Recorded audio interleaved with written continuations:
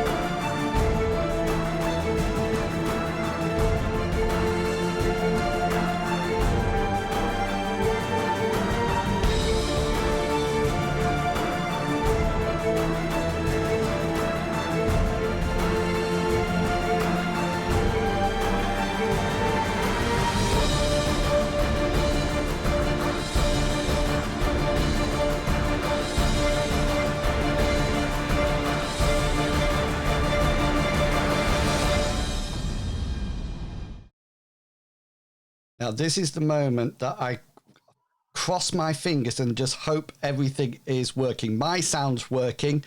Somebody say something. Hello? Yes. Yes. We got all the trailer through our headphones. Yeah, that just reminds me, Captain Kangaroo, I need a profile pic off you. Because I don't know if you've seen the intro, but you come across in a token, and then it morphs into your character. So I'll need a picture of you. Mr. Pickles has a very formal looking one with a tie on and a jacket, so like looking. Oh wow! So I need to get my headshots in. Like friends say. And I'll talk to my agent, see which one he thinks will. Yeah, it is. And also an image for Cyrus. I want to say, is that right? I actually got one. I think Fantastic. I put it on. If you look on Cyrus on Roll20, I already picked. Fantastic! I will have a look at that, and you might have to send it to me so I can make the token. That's fine. I got it. Yeah. So hello everyone, welcome. It's been a while. Is it 3 weeks? Mm-hmm. Yeah. It almost looks like a month by my notes. Yeah, it's been some time. Mr. Pickles. It's been a pandemic. Yeah, Mr. Pickles, Captain, and myself were here last week, making up Captain's character, so it only seems like 2 weeks for us, but we're going to finish off tonight's one-shot off adventure, and then that'll be that finished, and then Captain Kangaroo has a new character to come back into the Mythras campaign. The only thing that I will say, and I'll be interested in what the rest of the group thinks about this. I thought when we get experience rolls, for Captain's character, we'll double whatever rolls he gets. So if he rolls like 2 improvement points, then he'll get 4. And so he should rapidly come up to yours rather than starting it up there, because I think there's a lot to learn about getting your skills up, but we can do that. Don't worry, Longshanks, he won't overtake you. Most people have already. Kangaroo's sound is a bit off for her, for Bunny Box. I will check it as we do the introductions, Bunny Box. I wasn't able to hear it clearly. Talking to your mic, Captain. Talking. Yeah. Test. We'll check Sounds it. fine for me. Yeah, I'll check it as it goes out on the stream. Don't worry. Right. Okay then. So yeah, we're going to play through. No, it's Longshanks. No, it sounds good to you. All right, Longshanks doesn't sound good. Longshanks looks like you're over to one side of your picture. I want to only in Wills is fine for me. Ha! Yeah, it's because of this wonderful dynamic mic that's picking me up perfectly. I will check everybody's as we go through, so don't worry. Okay then, so the party at the moment are deep under a Broch that has got lots of hauntedness about it. Things not going well. We left them at a very interesting point where I was hoping that at least one would actually fail rolls, but they all succeeded, including some crits, which was very disappointing for the game master. So yeah, we'll pick that up in a minute, but before we do that, I'll allow the players an opportunity to say who they are and who they are playing tonight in this one-off one-shot, while I check everybody's sound levels on the recording. Okay then, so Mr. Pickles, you're in the pride of place now, so go for it. Well, I am Mr. Pickles. Hopefully I'm sounding at least acceptable to you guys out there. I am playing Freya, who is a barbarian shepherd. I believe we're all barbarians. She is a barbarian shepherd. She came from a large, poor family of shepherds, and while she is welcome there, she never really felt comfortable there. She's somewhat of a wanderer, and she's found herself in with some mercenaries, Claren mercenaries, I believe is what they're called here. She's originally from the country of the Grath people, and she's a brick house, I guess would be the best way to put it. She is built really physically robust. She's compact. She thinks quickly. She's reactive. Some people dislike her direct, logical, critical demeanor, but she's sort of a take charge shepherd mercenary with a very nice black gelding horse. And with that, I'll send it on to whomever's next, unless I get to choose. You can choose. No, go to Longshanks. Go to Longshanks because he's under. I choose Longshanks. I feel like I was a Hobson's choice there. Hi guys, I'm Longshanks CPG, and tonight I'm playing the character Kana. Now, she's a young peasant girl from the local village. Little bit embarrassed. Well, no, more than a little bit embarrassed. She's very embarrassed about her family's poverty. She's not well dressed. It's very coarse, homespun clothes and that sort of thing. And no one in the town really likes her and her family. You could say she's marginalized because she doesn't worship the gods. She follows the old ways. So the spirits in the creek and the spirits in the tree and the house spirits and that sort of thing. She's more about spirits than gods. She's quite unremarkable physically. And she's not very good in combat at all, tries to avoid it.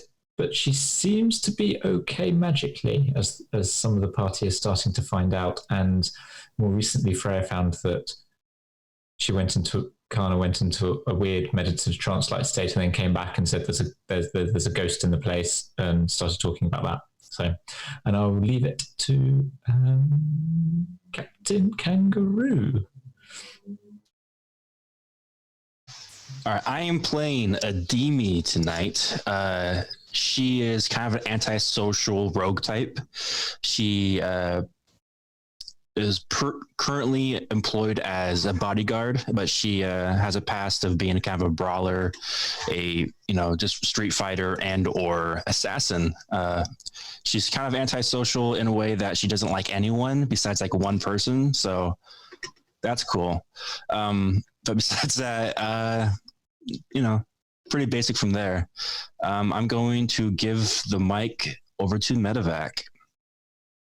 Why, thank you, Captain. I'm Medivac and I play Theron. He is possibly the most awesome and wonderful musician you will ever hear.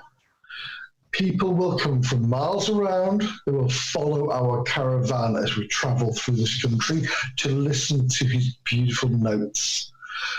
Unfortunately, when he tries to sing, those people will then maybe go for a drink. He's not the best singer, but when it comes to his fiddle, he's second to none. He's a pretty confident fighter now because he tends to find a bit of trouble wherever he goes, and he's got a bit of a taste for it. He's quite slim. He's not what you'd expect for anybody who's handy in a fight, but he's very slim. He's got long fingers. He's confident, but it's not an arrogant confidence. He knows what he can do, and he's quite happy to show you what he can do. He's also got a bit of a cheeky little talk to him as well. So he does always have a positive upside.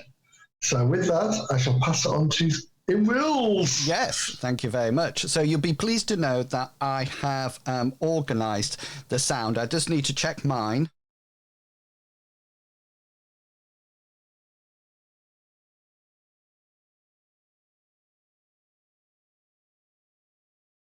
Haha, there you go. I was muted. Yeah, I've put you all through the mixer now, so we're all on one channel. So you'll be competing against my dulcet tones, and if you too much of a pain, I'll just mute your channel, and that'll be it. You will go, and that's it. So the party are a group of probably barbarians is probably the best name for them. I must say, Medivac, when you started to talk about your character, I thought you were on the wrong one. I thought you were talking about Mandelbrot. Mandelbrot, yeah. Well, they're very similar, aren't they? It's quite a strange thing, 'cause they are very similar. Yeah, and each one's been randomized every time. So, yes, so the party are like a group of barbarians, 3 females and Medivac's character, Theron, and they have agreed to go to the local Broch, which is sort of like a circular upside down flower pot in design. And they're going there to get a piece of jewelry, an amulet of some description. And they have agreed that they'll go together. Karna and Freya, Karna cast some rune stones and found out that their lives, their future were entwined together, and they headed off to this Broch. It took them a few days to get there, but when they arrived, it was a little bit unusual what they actually saw, because rather than a single upside down flower pot, there was a building that looked completely different. They passed a graveyard to their right as they came to the door. And when they came up to the door, they suddenly realized that the windows were not windows at all. They were boarded up or painted on, or something quite strange was happening. They went into the main room when a person came in who was crooked, hobbled over, smelling, rather deteriorating, and came up to the moldy, rotten food that were on the table and promptly started to eat bits of it to the disgust, and treated the party as if he was either expecting them or wondering, why are you there? Kept saying that all the servants have gone and to make themselves at home, etc., etc. Anyway, the party left, followed him down a corridor and came into a kitchen. After that, they decided to go 2 separate ways. And what they suddenly realized was that they were in some kind of magical building, because what was happening as they went through the door, they came to a place that couldn't possibly be where they had originally come from or were going to. So no matter what, everything seems to be shifting around. Now, each set of party arranged themselves and got various clues. Theron and Adimig actually fought floating weapons at one point and beat them back before escaping into another room. And Karna and Freya came into a poltergeist room where books were being chucked left, right, and centre at them. They eventually came back together, and they came through what was obviously some kind of a secret passageway, and they came to a corridor that went straight ahead and then turned off to the right. And they came in through the door and stood there, and they suddenly found that the corridor was moving. The floor of the corridor was moving. It was absolutely filled with pale, slimy, long, fat, wet, slithering worms. They were coming up to about shin deep. I don't know whether or not I said that beforehand, but about, so just below your kneecaps, up there, and they were seen to be coiling themselves round each other, writhing together, and this awful smell and the sight required them all to make saving throws to try to avoid fleeing from the site. Luckily, this party is a hardened group of men and women, because each one of them actually some people rolled extremely well, and there's critical rolls were coming left, right, and center, and they're obviously not. They're not shaken by this. I was actually talking to the person who wrote the actual module, and he was quite surprised that it happened at that point, and he said it perhaps spoilt some of my fun, as in the GM's fun, at that point. But I didn't change anything. We're going ahead as planned, and you are stood at the entrance of the door. There's these worms ahead of you. The corridor goes forward and then turns to the right. Yeah, you were all there. So what would you like to do? Well, I suppose there might be some of the treasure we are seeking down this way from the Graddoth. Probably makes the most sense. All right, so anyone damaged, injured since we last saw you guys? Some books hit Kana and I. Kana, are you doing okay? My right arm's a little bit sore, but I'm okay. You want me to try to mend it as much as I can before we... Sorry, I love the word. Do you want me to try to mend it? Try to mend it? I don't know. Yes, yes. Can do, right. if you want to. All right, let me can I please remind you all that your luck points will have replenished, but magic points, if you've used any, then those will not have replenished. All right, I'm going to roll first aid. I'm obviously using my first aid kit. Okay, yeah, cool. What kind of wound have you got? Maybe, is it, Kana, is it a minor wound that you have? Yes, yeah, I'm still in positives. So this is a good start. So that 8 minutes. even if he took, because he's hard at the moment because he's fatigued. Mm-hmm. So even if he took minutes, it would take it down to a standard roll.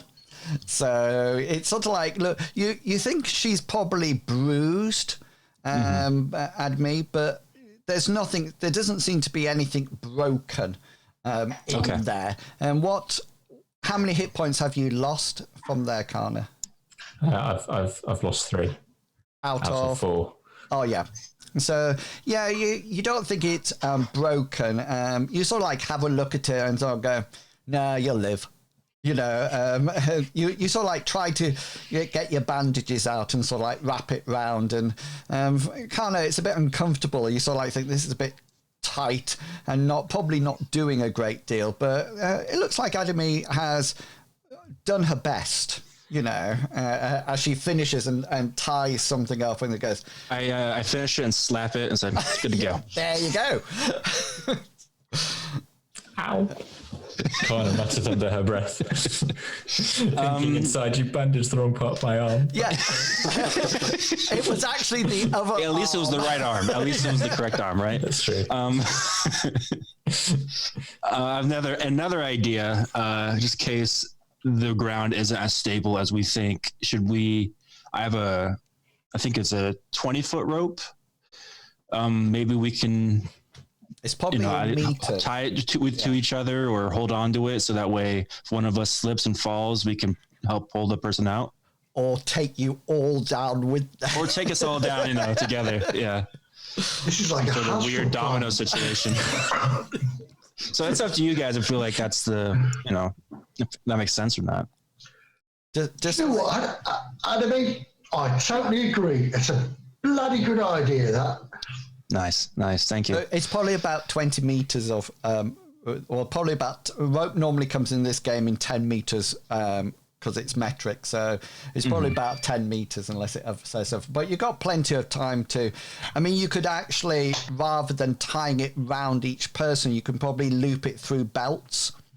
And so, I mean, you're going to this, just so you know, while you're talking and all this is happening, you just hear this as these worms, so like constant, so like, you know, when snakes are born and there's a writhing mass of them, it's just like that all the time. And the smell is unbelievable. It just smells as if there's been a compost heap here, with both animal rotting waste, human waste, all in together, and it's sort of like assaulting your nasal passages. So there's this sound, and all the time you just keep going. Even when you're talking to each other, you sort of go, you know, as they sort of go, you know, and they just seem to be constant. It gives you that moment when you, every now and again, you just sort of like shiver to think that you will be, if you're planning on walking through it, yeah, that's what I thought. Marky Mark says 20 meters is around 65 feet, and that's what I thought. It's more about 10 meters. Yeah. So yeah. Just out of interest, are you planning on wading through this, and just check what you would have on your feet if anybody's got open toe sandals at this point? Yeah, it's not a good thing. Well, personally, Theron will turn to the ladies and he'll say, look, let's face it, we're not going to go through the middle of this. We're going to walk around the edge of this. We'll follow the wall. We'll use the wall as a brace and just follow it around. The rope thing's brilliant. If anybody goes down, we bring it back up. So, yeah, brilliant. All right, I'll follow you then. Before we go in, Freya would like to use her broadsword to stab into a close area of the mess to see mostly, is there ground underneath and is the ground stable? Okay. And also, do these things react to a blade? Yeah. So do you want to actually go through one of them? Is that... I just want to stab down into a spot, then, kind of roughly center in the walkway, I guess. Okay, then. So just roll me a combat roll, just so I get some idea of how good it is. You know, if you fumble, I just want you to drop the sword. That's... Well, how about you? Oh. Yeah, so you sort of like... oh, my life! You sort of like push it down, and it sort of like goes... into the worm, and it's just sort of like squash. There seems to be a bit of a give, and then it sort of like goes. Does that make sense? So as your sword goes in, it sort of like takes a bit of the skin with it, and then it goes like that, and it seems to go down, and you sort of like hit the ground. There's definitely ground at the bottom, something quite solid, and as you sort of like put it in, this worm, you said you wanted to know how it reacts. It sort of like almost like undulates and almost like goes into some kind of a frenzy. And you sort of like pull it up, and there seems to be, your sword seems to be relatively clear and clean, sorry. But the interesting thing is, as you pull it out of this worm, this yellowy pus-like substance just sort of like goes... and almost as if it's been arterially pumped out of it, if that makes sense. It's not spraying anything, but you can see it sort of like the worm is slowly almost like deflating as its life juices that seem to be very yellow and pus-like and gangrenous slowly sort of like ooze and pump its way out. And the other worms almost like sense this, and as you look at it, you see them all sort of like, the frenzy gets a lot faster as they sort of like try to wrap themselves around, and you can't see any faces or maws or mouths or anything like that. It just seems to be almost like constricting it, as if it's some kind of ball, and you see this pulsing yellow bit, so like oozing out. It's thick, and pus-like. And then that worm, that part of the worm seems to be covered up with other worms. But there's definitely floor underneath it. You do notice that you sort of like had a look, and as you look around, that your blade seems to be clean. There's nothing sort of like plopping off it or anything like that. You seem to be fine. Well, I'll turn to the rest and say, I left shepherding because I wanted to get away from compost heaps and animal waste, having second thoughts about walking through if that's how they might react to our boots. I don't mind. I can walk through it. It's gross, but whatever. But I'll let you lead. I'm not leading anything. What's the alternative then? What we're going to do? If we're not going to go through here, we can then go back. And this messed up place seems to not want us to do things in the way we want to do them. Because me and Adamy, we went down the same corridor like 4 times or 3 times, but it was the same corridor. Dude. You open the door into the same place. What's going on here then?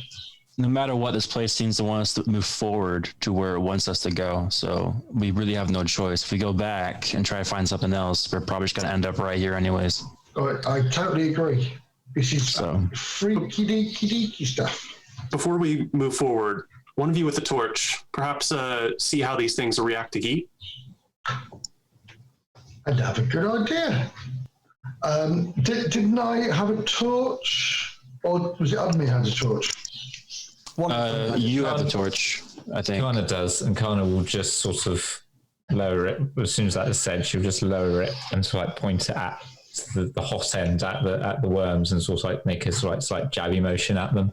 Not attacking them, but just like seeing what's going to happen as they move. She moves it backwards and forwards. Yeah, and you sort of like, so you're not sort of like touching them or jabbing them. No, just moving it right up to them and then moving it around and then pulling it back, seeing what they do. They seem to, as you sort of like extend your hand and the flaming torch gets closer to them, they seem to almost like ignore it.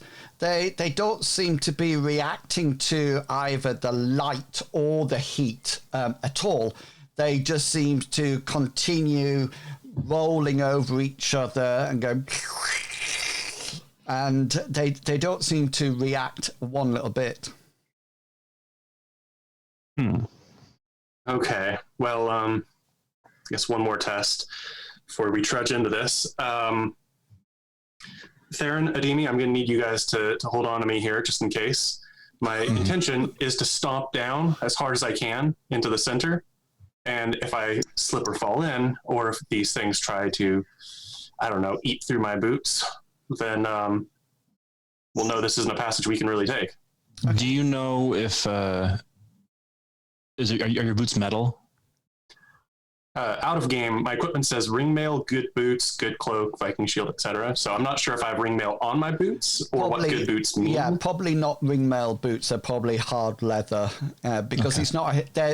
Most boots in the game are made out of leather rather than armor because it's not actually a hit location.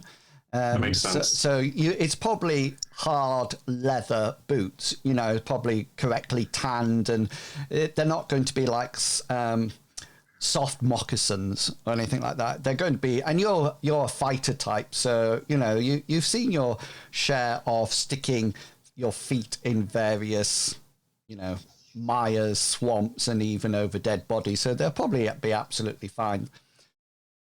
All right. Well, then if I can get my 2 mercenary allies to grab hold of me, and just in case, my goal is to, as I said, stomp down and see how they react to me, to what we're going to be doing theoretically, stomping down on them. Yeah, I'll help. Before you stomp down, maybe not stomp down, but just push through. We're going to have to be stomping down if we're going through the hall. These things, they smash.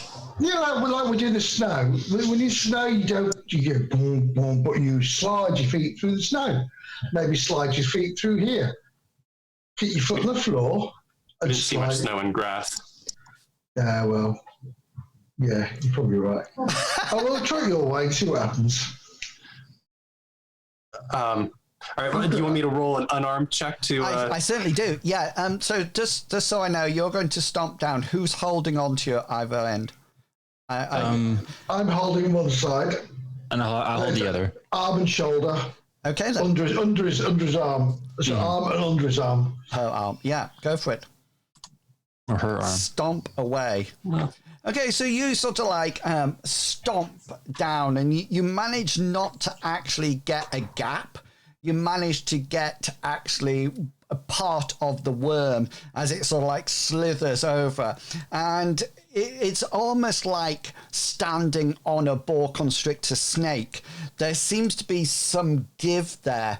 But as you sort of like stomp down, it's almost as if the matter of the worm is pushed either side. Down its tube, and you sort of like go right the way through, and you almost like push the top layer of skin right the way down to the bottom, and you're sort of like concentrating on your actual foot, and it doesn't burst the skin or anything, but anybody else round, you can almost like see the edges of the worm that looks to be quite long, 1 or 2 meters long in play. You think this one is, but as it's sort of like pushed down, this matter, the inners of the worm, has to go somewhere, and it's sort of like forced along, a bit like a balloon when you press it in the middle, a semi-inflatable balloon. And you notice that almost like 2 ends suddenly rear up over opposite ends, and sort of like go like that, and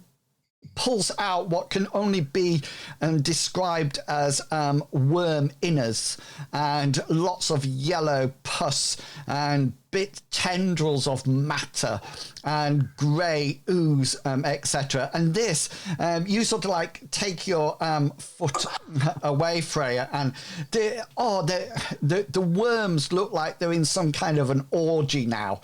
They're just all super excited and sort of like twisting around, and every now and again one comes up and sort of like whips a tendril in the air, and you all sort of like step back as it just sort of like whips round, and they seem to be, they're getting their energy from somewhere, almost as if you damage someone, you sort of like, one of them, they almost like turn on each other and almost like cannibalistic in their tendencies. I'm satisfied. Yes. I think we can make it through this. Lead the way. Well, let's get the rope set up first, so that if any of us fall, none of us are down. I guess I'll lead on, since I'm confident that these things can be. Okay, so Freya, you're going to take the lead, yeah? With my shield and my sword. Cool. And who's going to be next up? I'm just arranging the tokens in some kind of marching order. Well, Theron's going to go last because he's got his Why do you have a skull and crossbones on your character? I didn't die last time. Don't worry about it. It's nothing to look at. You walk away. I thought you put on that. No, because I have. Oh my god! I'll tell you what it is. My passion, not my passion. Is it my passion? Didn't you have a special dagger or something? It was. No, it wasn't. Was it a dagger? No, I thought we dropped that. We left that. You have a special fiddle, don't you? I have a fiddle, but that's not why the things are. I thought something. Didn't I panic, and that's why I'm on hard? Or was that a different Hazra. I thought something had happened. That's Hazra, wasn't it? Yes. I thought you got that because you got the cursed fiddle that was making it play a magic tune. Yes. The obviously cursed fiddle, though. The melancholy tone and everything. That's it, yes. Yeah. So Theron's last. So Freya's first. What about Adami and... I'll be second and try to make sure the delicate one behind me doesn't fall. Okay, I just love Adami's token that you can only see one eye, and it's cheekily looking suspiciously in one direction, as if to say to Freya, what is worrying about this tokens is that they show all the women with one eye. Have you noticed that? We're all very coy. True. Okay then. So happy with that, with the marching order then. Yeah. Okay then. So I'm going to tell you what role you're going to do for me. I'm going to tell you what you see first. So, Freya, you're leading. Tell me how you're going to progress down the corridor. So it goes ahead and then it turns to your right. I'm trying not to like antagonize the worms as much as possible, but I'm keeping even step. If anything flies up, I want to slash at it with my sword, which is, hello. Okay. I guess I'm going up to the end of the hallway, and then as best as I can, I want to see what's around the corner. Okay, so around. Are you going down the middle of the corridor to your left-hand wall or your right-hand wall? I think right-hand wall. Okay, so that'll be the short. That'll be when you get to the corner, you can look around quite safely. Yeah. That's what I was thinking. Yeah. Okay, then. And are you going to take Theron's idea of trying to slide your feet through the worms rather than, or you're going to go, dun, dun, dun, dun, dun, dun. I don't want to antagonize them as much as possible. So I'll do the sliding method. Yeah. Okay, then. And everybody else sliding the best they can. Probably, are you keeping backs to the wall or anything that you would like me to be aware of as you're moving around? Freya's got her sword and shield out. If I'll be walking in the same steps that the person in front of me is walking. Yeah. Does anybody, Kana, have you still got the torch out? Kana's still got the torch, so it's held out in her left hand. So it's out in the middle of the corridor type thing. So it's giving the most light to everyone. And then she's passively blocking with her staff. She's holding it ready to parry her face. Theron's got his battle axe out, and he's holding the rope, and he's got it in one hand at the moment. Yeah, so you got one hand on your battle axe, yeah? Yeah. And your other hand on your fiddle. Yeah. Yeah. So even if you put the fiddle away... Oh, sure, the fiddle's away. Yeah, but that's one. Even though you thought you put it away, you sort of like look at your battle axe on one hand, then you look at the other hand and you're holding the fiddle. Ah, yes. It's a beautiful fiddle, isn't it? Yeah, and also... fiddle. Best sound I've ever heard. I think before we go off here, we should have a bit of a tune. And goes... Well, why not? I'll have a fiddle with my fiddle. And you sort of... That's right. Oh my God, it's coming back. Yeah. Theron, is this really the time? Can you focus? Does the music have any effect on the worms? No, they seem to be oblivious. Okay. I was just hoping they sort of all go towards Theron. No, not attack, just get enchanted by Theron and just they seem to be disgusting. Yeah. And the Pied Piper. You sort of people say to you, Theron, put your fiddle away. Let's make it. You sort of okay. You put it in, and then everybody looks round, and you say, right, off we go. And you just everybody looks round, and he's got a battle axe in one hand and his fiddle in the other. So you start to make your way along the corridor, the edge of the corridor wall, tied together via the rope to your belt rather than anything else.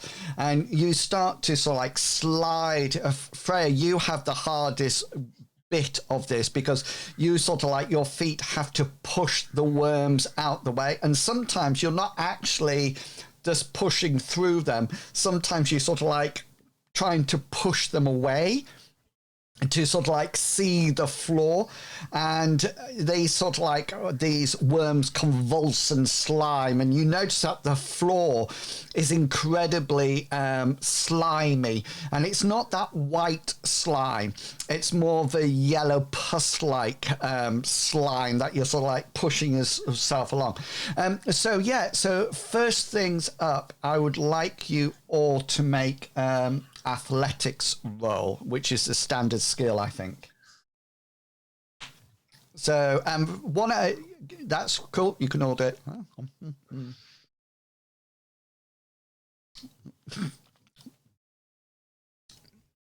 Okay, does anybody want to use luck on any of the rolls? Yes, I do, please, sir. I'd like to reverse mine. I'd like to re-roll it, please. Okay. Go ahead. Yeah, I probably should. Oh, and I can't use a luck point to reverse it now, can I? No. Pooh. Yeah. Yeah, Adamy, you can just use a luck point and reverse yours. Yeah, I was going to do that. Yeah? Yeah. Okay, then. And Kana, are you planning on doing anything? No, Connor's gonna just leave it as it is. Yeah, for the best. you don't think you could actually I don't think I'd be able to make a 16 on a 28, okay, not 24 even. So you start to push your way through, and Freya, although you're not used to pushing your way through pink, long, fat worms, you're used to the battlefield and, you know, moving through dead bodies or through undergrowth, and you seem to be managing quite well. Theron at the back, you are trying desperately to sort of like push through them. And Kana, you are. Adamy, you're fine. You're sort of like almost like following in Freya's footsteps exactly. But this seems to be the problem because Freya seems to be opening the way for herself and you, Adamy, but then they seem to herd their way back in for Kana and Theron. And Theron's so busy trying to keep his violin, you know, off the wall and off from the snakes that both Kana and Theron almost like they put their foot down. It might be at a moment, Kana, you sort of like look over, something catches your eye, and Theron, you're too busy looking at your actual violin, you know, so there's a bit of dirt on it, and you're just sort of like trying to remove it. When both of you don't stand on the floor, you actually stand on a worm. And so you sort of like hit, and both Kana and Theron sort of like slip and both crash down onto the floor. Adamy, can you roll for me, please, your brawn roll? I want to see whether or not you manage to keep up. Before you roll it, don't roll it yet. Freya, you probably are not aware of this happening at the moment. So you, normally, if you were all aware, I would have let you augment his roll for his skill, but you're probably concentrating too much going forward. Oh, yeah. So Adamy, roll your brawn roll. Oh! Okay, In your face! In your face! So, Kana, you actually slip and suddenly find yourself going. And Adamy, you notice the sudden pull of the rope. And because you got a critical, what I'm going to allow you to do is I'll quickly turn around and sort of like yank it quickly. That actually keeps Kana up. Okay, so the roll was normally to see whether or not you went down with them, but with so if you had succeeded, you would still be stood up. But because you've done a crit, I'm going to allow you to sort of like yank her. So Kana, you suddenly find yourself going forwards, and then suddenly you find Adamy that sort of like pulls you back at the last moment. Unfortunately, Theron, this disjoints you, so you sort of like slip over, and then the rope's pulled again, and you turn round and you sort of like think like this, and you suddenly go backwards and hit the ground. Well, the first thing you'll notice about Theron is one arm is held high. Yeah, well, we could roll your athletics roll again for me, please. Yeah, and you sort of like... you sort of like a point of look. I'm going to reverse that. you sort of like to make it hard, you know, and you sort of like go flop right the way back, and yet you keep your violin out, you know, and you sort of like look around, and Theron's sort of like flat in this in these worms, holding up this violin. It's all right. It's safe. It's safe. Everything's all right. Don't worry about it. It's clean. It's safe. Nothing got on the strings. That's the most important thing. We're worried about you, dummy. As you hit the ground, Theron, the worms don't part. you actually squash them and almost like push them down, and this sort of like sends these worms into some kind of frenzy, and they're sort of like ends of worms flapping about like this and sort of like spraying bits of stomach content and pus left, right, and center.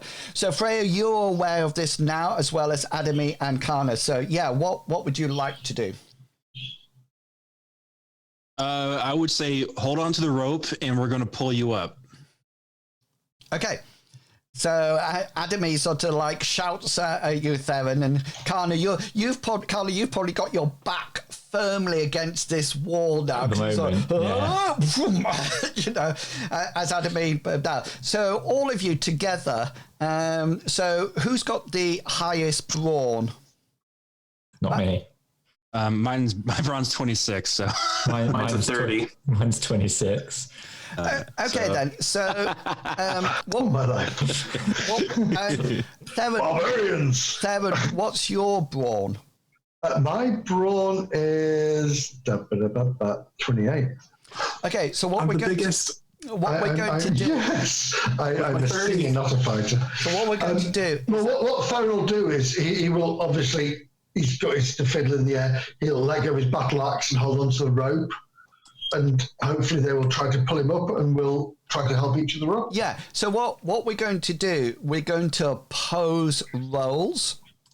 Okay, and because of the order of where the rope goes, this is gradually going to get harder as we go. So Kana, your brawn roll is just going to be your normal roll.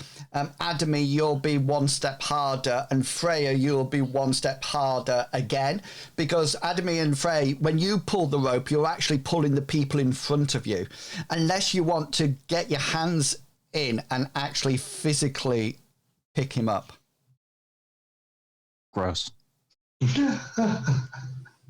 So Khan will lean her walking stick against the wall and still holding one, and then it's like with that hand, with her right arm, she'll try and yank it because she's still got the torch in her left. Oh yeah. Okay.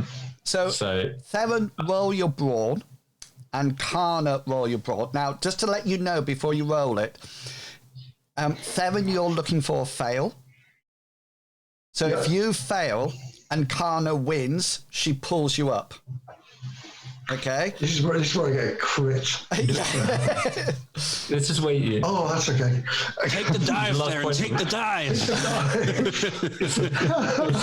Okay, go for it, Kana. But I was paid. Put your back into it.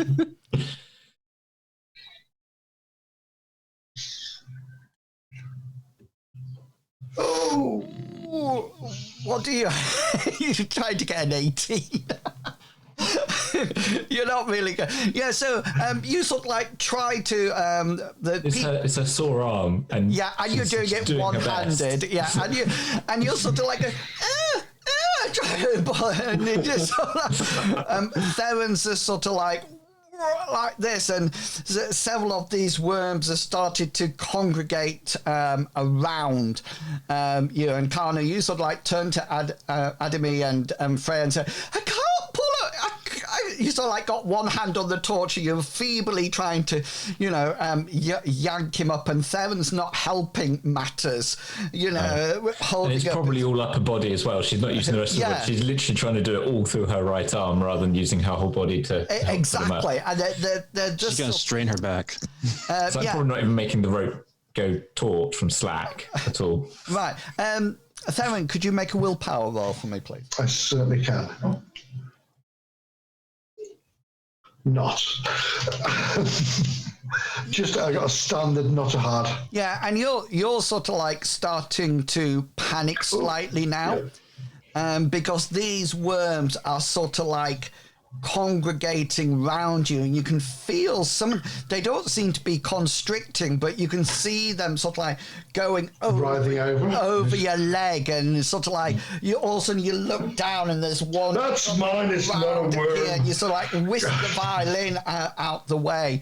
Adami and Freya, what would you like to do? You've seen Kana not manage to pull Theron up. is there any way I can get close to Theron and then try to pick him up by the arm that he's holding up? Yeah. With the so you can take like a free action and sort of like announce this plan to Freya, and Freya and Admin can walk together because you're attached by that rope. But if Freya, you come with Admin, you can sort of like move round Kana. It will involve both Admin and Freya going away from the wall. Does that make sense? You'll have to go further into the worms. Is that all right? Or no? Yeah, we need to get Theron to stop messing around. All right, let's do it. Okay, so you both start to move around, and Admi, this time you're in the lead, sort of like pushing the things, sort of like sliding your foot out from these worms as you sort of like move around, and you both sort of like you're going to have to sheathe your sword, Freya, because I think you've got your sword and shield out. Yeah. So I will sheath my sword. And if anything flies up, I'll instead just hit it with my shield. Is the goal. Okay then. So and you sort of like reach down and sort of like pull Theron up. You two of you together could quite happily do it. And Theron, you sort of like see, as you sort of like pulled up, you almost like as you come up, these worms sort of like flop over either side. You'll see Theron's eyes, and they'll be like, yeah. Adamir, he's not happy. He's seen things that he doesn't want to see again. Adamir, the most important thing is violin. Adamir, you sort of like see his battle axe on the floor, and you sort of like, don't forget. And he says, "Don't worry, I have it." And he's holding his violin. Thank you for saving it. And you just sort of like think, "God, good grief!" And you pick up his battle axe and sort of like, almost like shaft it across his chest, like, there, you stupid. I need you to watch where you're going. I'm trying to, but these things are slippery, slimy all over the place. But you know what it is? We can go forward on this. We can learn from my mistakes. And you sort of like get up, and you've had these worms all over you, and you sort of look and you look down, and you're surprisingly clean. As you look down, you were probably thinking that it was going to be absolutely all yellow and horrible and everything else. Why am I clear? Am I dry? Yes, you are. Well, this is peculiar, right? Ladies, hang on. I've just fallen over in all these worms, and my violin's fine and clean and dry. Look, and just to prove it's all right, he goes. That's a good point. My sword is clean, and we saw that man repeatedly eating fruit that should be rotten or long gone.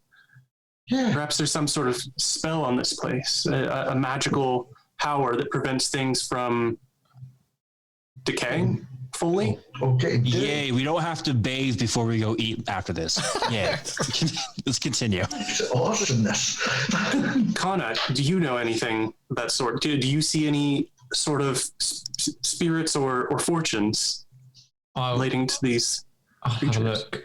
Well, maybe don't roll your dice on the Kana's worms. going to cast Witch Sight. Cool. Let's hope it comes off I'll just first throw time. it in the chat, and then that's going to be a reroll. Okay. Use your point. Reverse it. And it got grossed out by these worms now. You're sort of like totally grossed out by it, and you sort of like try to focus your mind down on it, and it's that there's something nearby distracting you. There's almost like every time you try to focus in on this corridor, it's as if something in your mind's eye is tugging at you, and you find yourself looking back to the wall, almost like in a diagonal line to where the corridor turns around, if that makes sense. And every time you look, try to focus in. You sort of like have one go, and there's this pull over to one side. You try to focus again, and then there's another pull, and it's almost as if there's something just out of your peripheral vision all the time catching your eye. And Theron, could you make a willpower check for me? A willpower check, sorry. Yes. Yeah, it's just to let you know it's easy. Oh yeah, that's fine. Yeah, you did that for my role. Theron's been trying to work things out about what's going on and why he's dry after rolling around in all this slime and yellow gunk and pus and yes.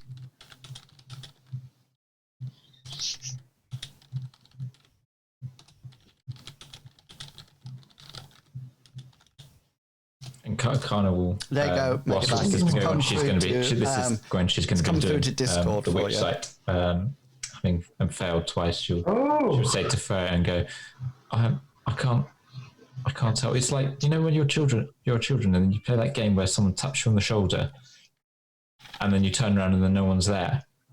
That keeps happening. I can't quite seem to be able to concentrate. Just as I start to grab something grabs my attention.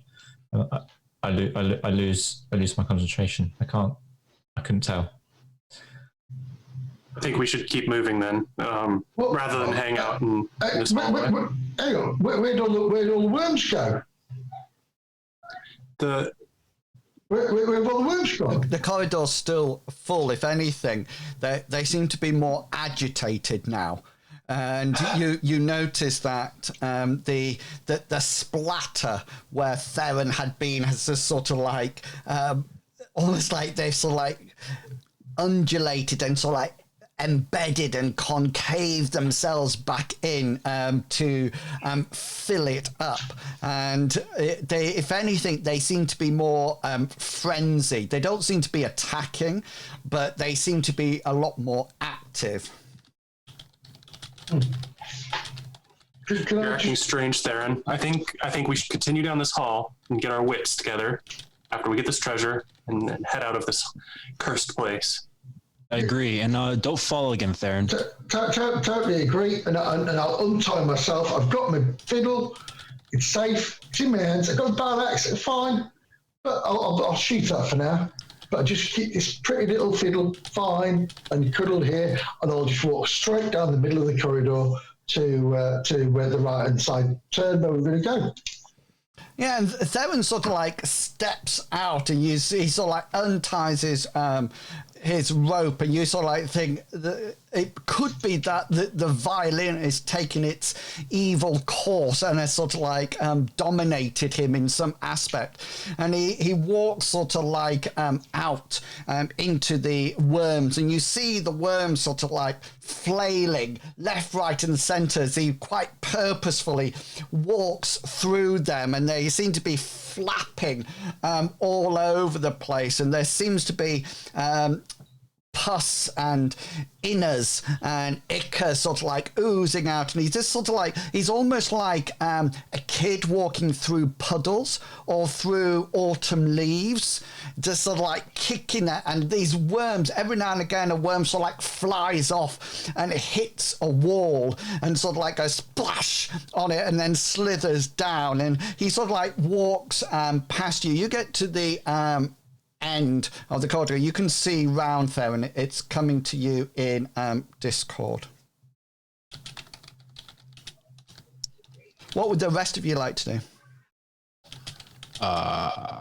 One trudging forward. Yeah, continue. In the same way, sliding, trying not to fall.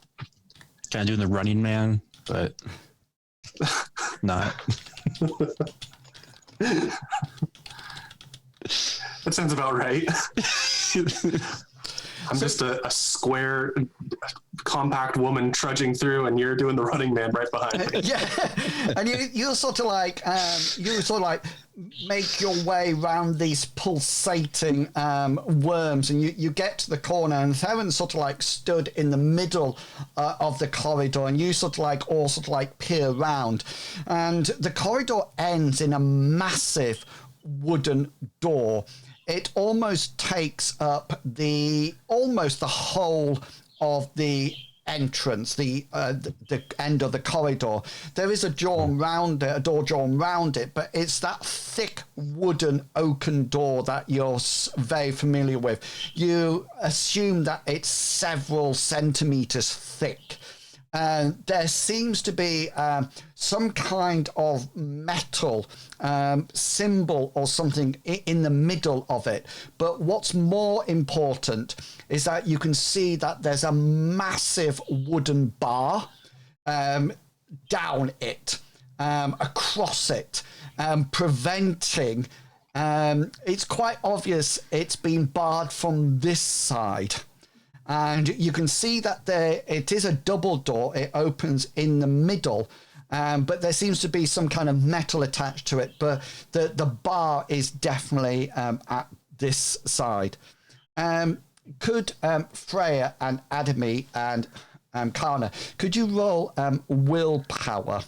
Due to Theron's actions, it'll now be easy. Could I use a point of luck to reverse mine to a 7? Yeah. I'm going to reverse mine to 9. Okay, my cool. last luck in that one. And so you sort of like, as Theron sort of like marches round, you sort of like start to move round, and you can't quite understand how he's moving through these worms, and it sort of like starts to sort of like nag at your conscious mind rather than your unconscious mind, and almost like starts to appeal to that sensible logic part of your brain that something isn't quite right here. And due to Theron's ability to sort of like, or recognizing it, you suddenly, as you turn round the corner and your eyes start to adjust more to the door, and then you notice at start that out of your peripheral vision, you notice that the worms seem to be retreating.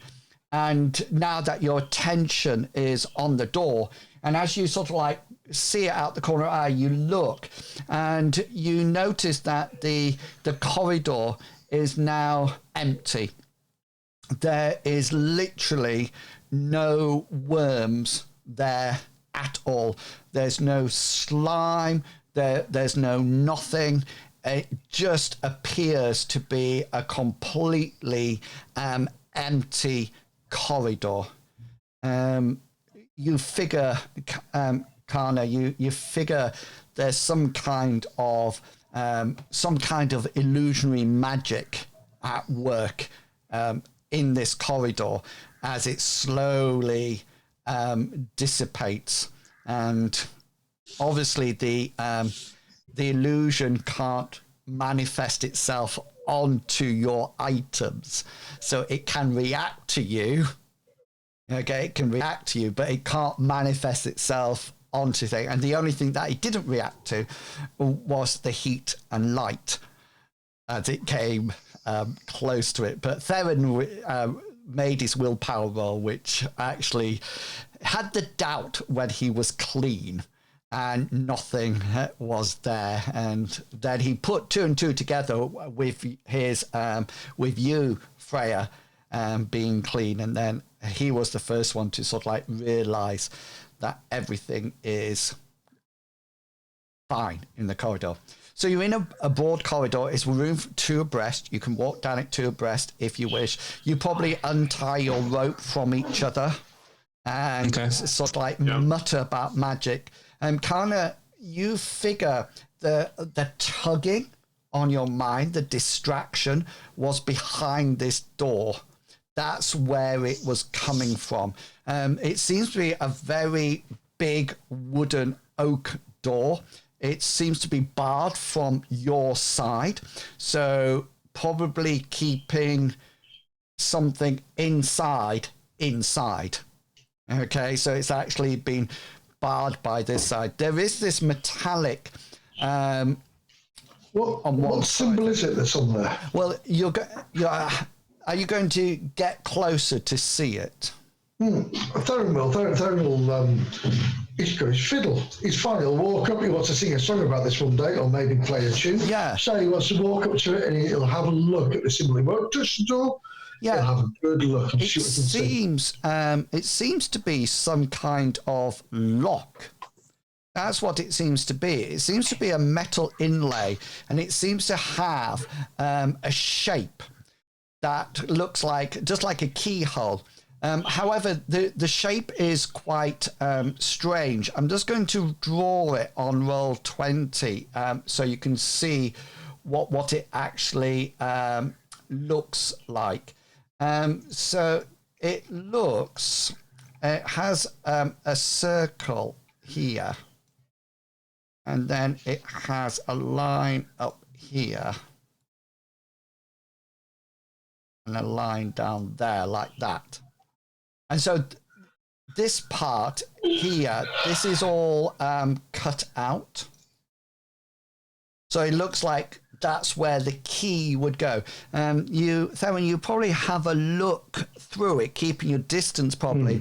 There doesn't seem to be any light on the opposite side. It seems to be some kind of lock or locking mechanism. The one thing that you do figure out, Theron, quite easily is that this does not raise or lower the wooden plank.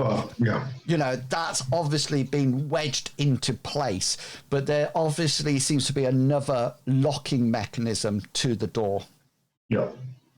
I'll relay that information to the ladies. Yeah, it seems to be a lock on this thing. Look, you can see where it goes, but they've locked it and then they've put this bar over it by the looks of it. I'm not one of these rogue types that I like to fiddle diddle and go through doors and things, but I'm sure, isn't it, mate? Don't you know about these sort of things? Could you pick this lock, or are you? I can try. I don't know. On the outside of the game, how does lockpicking work? It's just like a skill. So, is it okay? It's not. It's a professional skill. It's not a standard skill, correct? Correct. Yeah. That's what it was. All right. I don't. I don't know how to lockpick, but just you stories you what? told at the bar. Yeah. Maybe your lockpicking was with a brick. That often works. Maybe if we just like hit it a lot, maybe it'll open. Maybe jam like a sword in there, maybe it'll open. I don't know. I'm not jamming my sword in a door. Use your battle axe, Theron. Yeah, well, duh. To be fair, it's the same shape as my battle axe, isn't it? Just out of interest, how high and wide is it compared to my battle axe? Smaller. It's a lot smaller, right? Yeah. It is key size, not weaponry size. It's bigger than key size, but smaller than sword weapon size. Yeah. So it's bigger than a keyhole. You wouldn't be able to fit a key into it, but a sword wouldn't fit in there. Mm-hmm. Anyone happen to grab a key? No. One sec. Nah. Theron comes out and says, I've got a violin. Violin, got this? It's lovely. Freya will grab He shakes it as the key inside. Maybe undo the bar and see if that changes anything. Okay, then roll your brawn skill. I'll help Freya at the same time too. Okay, then. So you can augment it by... So there's a button in here. Can you see where it says along... If you click on your character, does everybody still have the augment button? Yes. Yeah, so if you press the augment button and type in what your brawn skill is and then submit it, it'll tell us in the chat what it's like 20%, I think, or 10%. 10% rounded up, isn't it? But that's there. I'm just interested. Is that right? It's so long since I played this game. No, that's not 10%. That's 20% augmenting. 20%, yeah. Yeah. So that, yes, because that would be 5.5. So if your skill would be, what, 50-ish? 5, yeah. So So you can either use that or just find 20%, find 10% and double it. Is 11 what I'd be getting from? No, I was just rolling it. So, Adamy, what's your brawn? 26. 26. So that'll be 10. Yeah. You'll get 10 onto your temporary for your brawn as she helps you. Excellent. All right. But it's rounded up, isn't it? So it's yeah. Yeah, so you sort of like Freya and Anime, you sort of like pull this up. The first thing that you notice is that it's obviously been here a long time with the natural moisture around it. The wood has slightly expanded.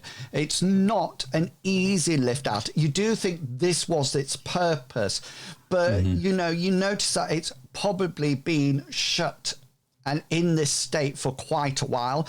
On the edges, you can see that there's various cobwebs as spiders have sort of like spun their webs, etc. And it's one of those things you can't just lift it off. You sort of like have to nudge it a couple of times, and then it comes off quite easily at the end, and you just sort of like prop it up against one wall. It looks like this was a precaution rather than the actual lock of the door. The door is still shut. It's still locked via this keyhole, for want of a better word. So putting a hand on the door, it doesn't really budge or anything. There's no handle. Is there a handle to pull? Well, what you have are the two brackets. Yeah. Where the board, so there's one on either side of the door. So you figure what would happen once it's unlocked, you just pull on one of those brackets or both of them, and that would open the door into your corridor. Okay. And gently grabbing one of the brackets and moving it a bit, it doesn't budge? No, there's definitely a locking mechanism somewhere around this metal area. It's about, if you're watching my camera, it's about that from tip to tip. Okay. But behind us, there's a left-hand turn, isn't there? So no, the corridor just turns to the right, and just to the right. So now we've got those backwards. If you try to go back, you're going back the way you came. There's no other way forward apart from this one. Right. Well, this is a bit of a conundrum. So we can't go forwards because we can't have the door. So we need to find whatever opens this door. I still hold that your battle axe, if you're the man you say you are, Theron, might be able to break through. Well, I think with that, I might have a go. Here we go. Can somebody have a battle axe? No, sorry. I don't know. So it's difficult because I've got to keep this safe, but I've got to hit. So what he'll do one-handed is he will go to the door and he'll place his foot down, he'll take a swing with his battle axe and see if he can get it between the gap between the doors. One. Yeah. Okay, then roll your combat skill. Lock opening skill. Here we go. Yeah, you sort of like take your battle axe and you sort of go bang like this, and it sort of like hits the wood. It doesn't hit the gap, and there's a bit of a thud, and then you sort of like do that thing when you go like that, just sort of like one hand. yeah, sort of like ease it out, and it sort of like left an indentation, a gap. You sort of like knocked a hope. You looks like you put a nice little hole. I'll do it. If it's made damage to the door, it's like chopping through a tree, isn't it? So he's going to have another go. Yeah. Okay, then. So now it'd be one more difficulty. Yeah, no. So you sort of like do it again, and you sort of like don't hit the same place. You hit somewhere completely different, and it sort of goes thud. So, and you the rest of you sort of go like this, because it's not sort of like tap with no nos. It's like bang, and then it's sort of like bang, like this, and you sort of think, I'm a musician, not a chopper. yeah. All right. So we need to figure this out because I'm assuming whatever we need to get to is on the other side of the door. We don't know what the key is. Do you guys see any keys in the library or wherever you're at? All I got was this book, and probably grab it out of my backpack or wherever I held it. Or I gave it to I gave it to Kana, Yes, didn't I? Kana has it in her backpack, yeah. Yeah, Gesture to her, then we got a book. that's the diary, isn't it? Yes. Yeah, the Is journal. anything in the diary that talks about a special key? Is it like, do we forget it back under a doormat or something? Okay, so is Freya and Kana having a look? Kana can't read. Right. Oh my gosh, I can read. Yeah, I guess I'll page through it. Okay then. So Holding it in my shield hand, I guess. yeah, just roll for me, please, your literacy roll or whatever you have. I have literacy. You will. I just want to see. Oh, you actually start to flick through, and you suddenly find an image that attracts your attention. And the reason it attracts your attention is because it's a hand-drawn picture of the actual door that you see before you. And you sort of look at it and you sort of read some of the text. And I'm going to send it to you in Discord. I was going to say I could. I think that Freya might read it out loud, but I'll read it out loud when you send it to me. Freya's a team player. We've been on many adventures together. Okay, so you can read it out to them. Well, that's peculiar. The book says that the key is a dagger that needs to be put into the lock and turned. It doesn't say if it needs to be a specific dagger, or if it's just any dagger. Demon keeps hitting her damn head. I'm like, oh my god, I could have saved this all this time. Didn't we have a dagger?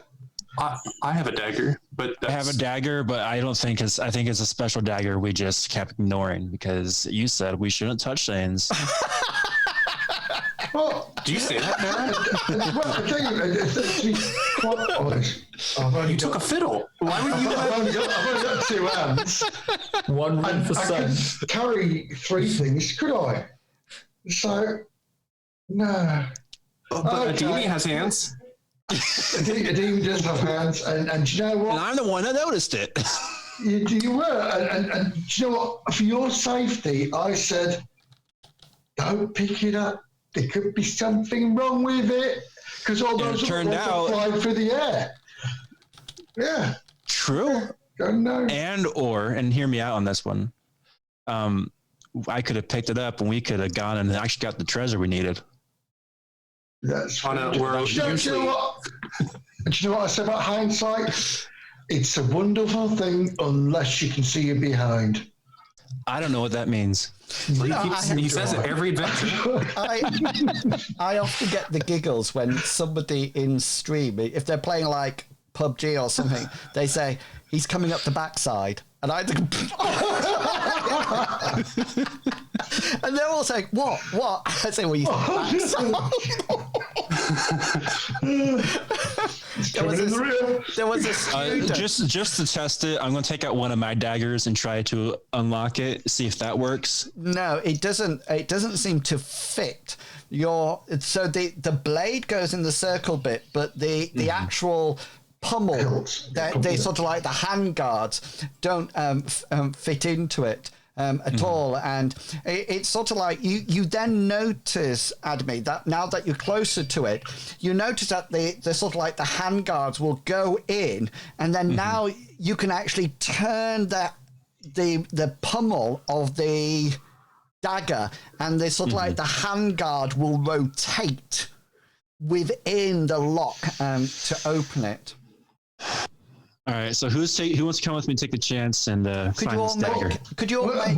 We both saw it, so why don't we all go back rather than separating? Kana, That makes sense. And Freya. Could Adamy, you're busy with the lock. Freya, Kana, and Theron, could you make perception checks, for me, please? Yes. Oh my gosh, my rolls are kind of nice this session. Nicest season. Kana, you're sort of like busy watching Adamy fiddle about with his tool in this lock, his dagger in this lock. And Freya and Theron, you smell something, and something almost like decay and almost and rotting, and you sort of like catch something out the corner of your eye, and you think there is two bodies at the corner of the corridor. It feels like from the corner of your eye, you feel that there's something quite big, massive there, and you sort of like swirl round really quickly, both of you, as the smell hits you first, and you notice that the guy from the hall seems to be stood there. And he seems to be eating a mouldy apple, and he seems to be carrying the dagger that Adamy and Theron you saw beforehand. And you sort of like look round, and he's sort of like busy. Then he sort of like notices you looking around. He sort of like looks up, and he suddenly notices that the bar is not across the door, and he sort of like looks at you all. He says, "You don't want to go in there." Why is that? We were told the servants locked it. But why they lock it? It's a perfectly good door. Why would you lock it? There is great evil in there. Great evil. Pray tell. This could be a good story, this. Lead on. Evil can be subjective. Me and my sister are not telling you what lies in there. It's completely evil. Like gold? You don't want to disturb it. Best put the bar back and leave this place. Where's your sister? We've not seen your sister. And he sort of like says, "Is that my fiddle?" Well, it's my fiddle, really. I found it. Finders keepers. It's in my house. Who's to say what's one man's thing and another man's thing? I hadn't lost it. I had a fiddle when I came in. I've got a fiddle when I'm going out. Well, he says, "We can't let you leave with it. You know that, don't you?" It plays a beautiful tune. It does, but it belongs to me. And me who and my might you sister be? can't let you leave with it. You can have it until it's time to leave, and then you can give it back to me. Well, I might not want to give it back. But, Not bandits, there. Will you? Do I notice the dagger in his hand? Yeah. He seems to almost like he looks like he's been using it as a fruit knife or something like that to eat bits of this apple. But you do recognize it, Adamy, as the dagger that you were quite keen to take, and Theron told you not to. All right, I'm gonna do something. Screw it, I'm just gonna do it. I'm gonna approach the old man. So, wow, that's a really interesting letter opener you have there. And I'm just going to attempt to just grab it from him. Go for it. All right. What do I roll for this? Brawn or something? What professional skills do you have? Slight. Yeah, let's use that. That seems to be the best way Let's do to that. do it. If anything, if he has to, I'll try to replace it with a knife I have. Yeah. Okay then. Or do that. Yeah. All right. Yeah, Cool. and you sort of like take the dagger and sort of like talk to him and sort of like almost like press your knife into his hand so he doesn't almost like feel it's gone, and manage to almost like pickpocket the knife out of his hand. And you sort of like talk to him a bit, and he sort of like nods and breathes bad breath onto you. And great. He sort of says, right, me and my sister, we're going, but just remember, you, and he points to Theron, you can't leave the house with anything that belongs to the house. You understand that, don't you? Well, not really, no, because there was no... I don't think houses own things. I think people own things, dummy. That's right. I couldn't have said it better myself. Otherwise, you know, my sister... I came in here with stuff. I believe him. Otherwise, stuff. my sister will stop you. Oh. And he well, that's a story for another day, isn't it, really? And he sort of like turns round to almost like something unseen next to him, and he sort of like looks up almost at the ceiling. He says, come on, we can catch them later. And he goes to turn around the corner, and then he turns again and he says to you, Adamy, he says, when you use it to go in there, he says, see whether or not my father's still there, will you?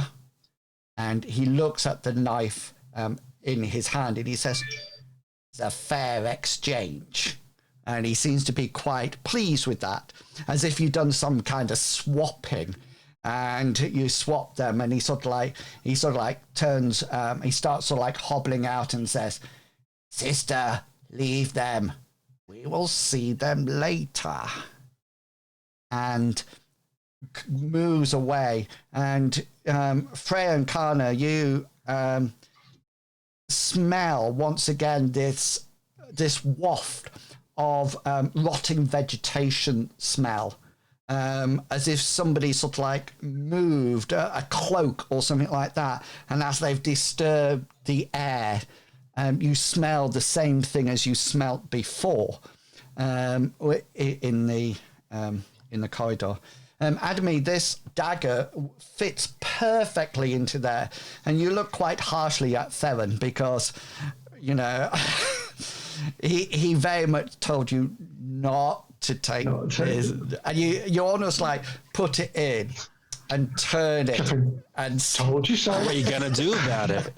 And quite amazingly, it's not stiff at all, and it sort of like turns, and the handguards are in there, and it rolls around and rotates round inside the door, and there's a sort of like as the lock gives way, and the door now can be pulled inwards to the corridor, should I say? Or before the door pulls inwards, Kana would like to do a couple of spells. Yeah, cool. One on Freya and one on herself, if that's right. It's the same spell twice, essentially. Yeah. But one on Kana and one on Freya. She wants to try Spirit Shield.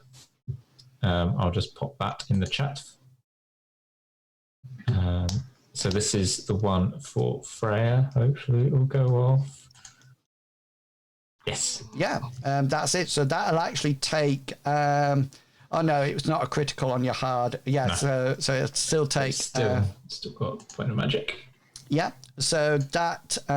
we will put that on Freya. I'm putting it on, so don't worry, Freya. You'll see why in a second. Cool. At spirits. So let's just put... where's my shield? Even though I got all these fancy ones, I still like using the old-fashioned good ones. There you go. Yeah. But so she kind of does it in sort of like not in a sleight of hand way, but she does it as she would brush past Freya and make contact with Freya to do it. But she hasn't told Freya that she's going to be actually sort of casting a spell. Cool. So I don't know if there's going to be any resistance or not. Freya's distracted, I think, considering what the guy just said. Yeah, and I think it's Freya. You probably have it's almost like goosebumps down your back or something like that, but nothing else. It's if someone was looking, they might have seemed like a slight white sheen, but then it suddenly disappears again as if it's not there at all.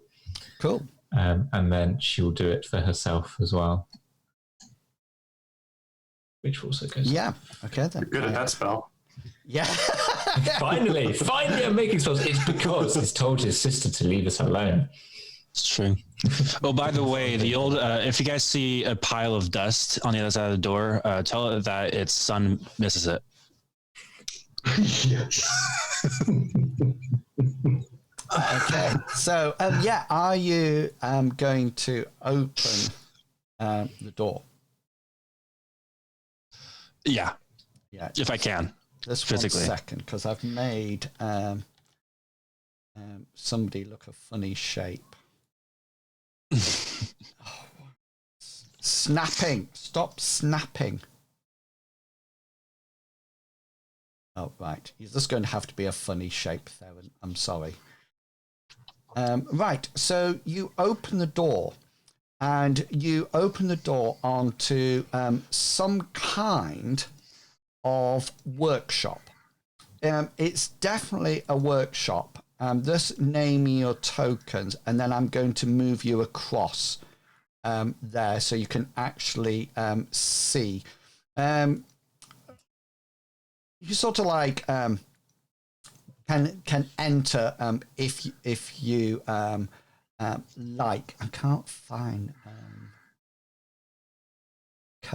kicking cut. I have so many. There you go. Right. Okay. So this is what you see. So you should be able to see each other now.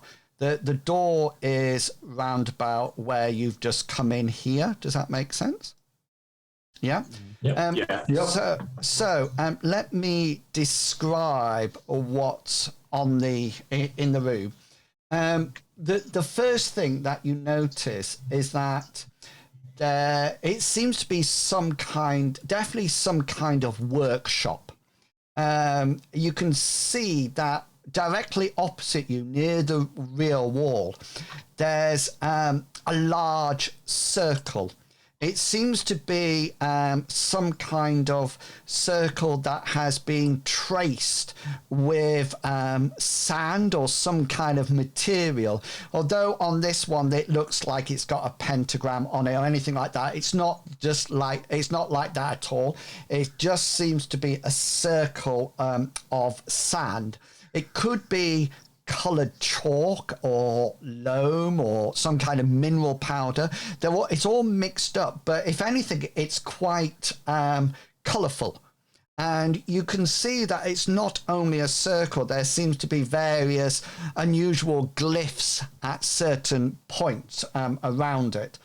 As you go in to the wall to the right, so up to the northern wall, as you look at it, this is not actually on the picture.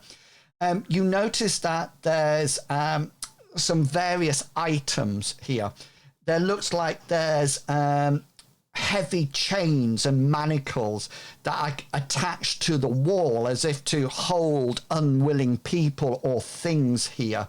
There's also seems to be what appears to be some kind of a rack for stretching people, or maybe for you notice that it's got shackles on it as well, that people can be sort of like tied to the table. You notice even from this distance, looking across at it, that both the wooden table is a deep it's a much darker color than the rest of the wood, as if something soaked into it. And you notice on the floor around it that there are various stains, red stains. You can probably tell straight away, it doesn't look like somebody spilt their wine here. It looks as if something quite unappealing's been going on. To your left wall, there's appears to be a sturdy table and a stool, a common garden stool, and there seems to be a huge amount of scrolls and writing instruments, and there seems to be an empty jug, an empty cup there, and a jug there, and there seems to be a pile of what can only be called rune keys, and probably something very similar to what you are looking for, but there's a huge pile of them. You also notice that on the table there's a similar dagger to the one that Adamy used to open the door, as if it could probably be locked from the inside, although there would be no way to put the bar down on it.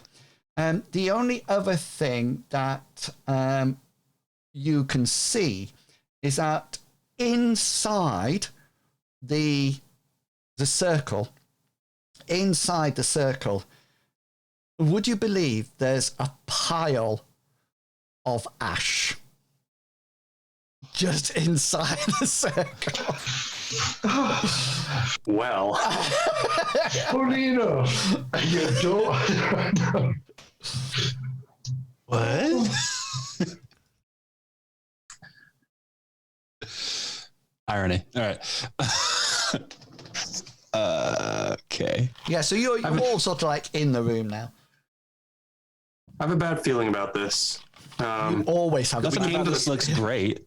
We came to this place thinking that it would be abandoned and we were going to take some lost treasures. But it's beginning to trouble me that this place is occupied. We are not bandits. And now we're in a torture room. Yeah. This might not be the What does the writing say on those pages on that table? Can you try and read it for us, and maybe we can see what's happening here? And why don't we close this door behind us and nothing can get out if there's something else in here?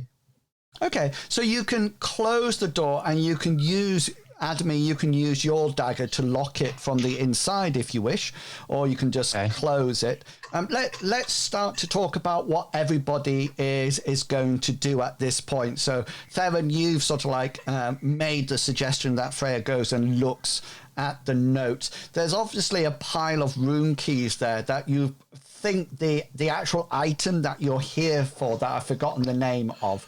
You called it a MacGuffin, and it was described as a gold talisman? Yeah, that's it.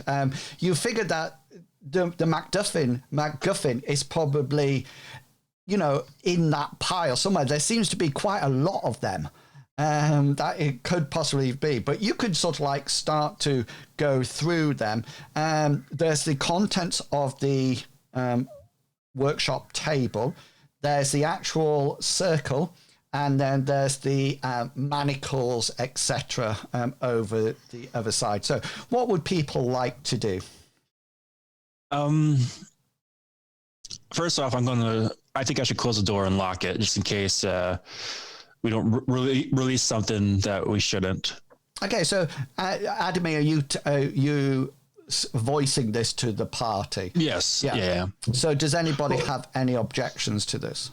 No, but leave the key in there. There's nothing worse than in a panic trying to put a key in a hole.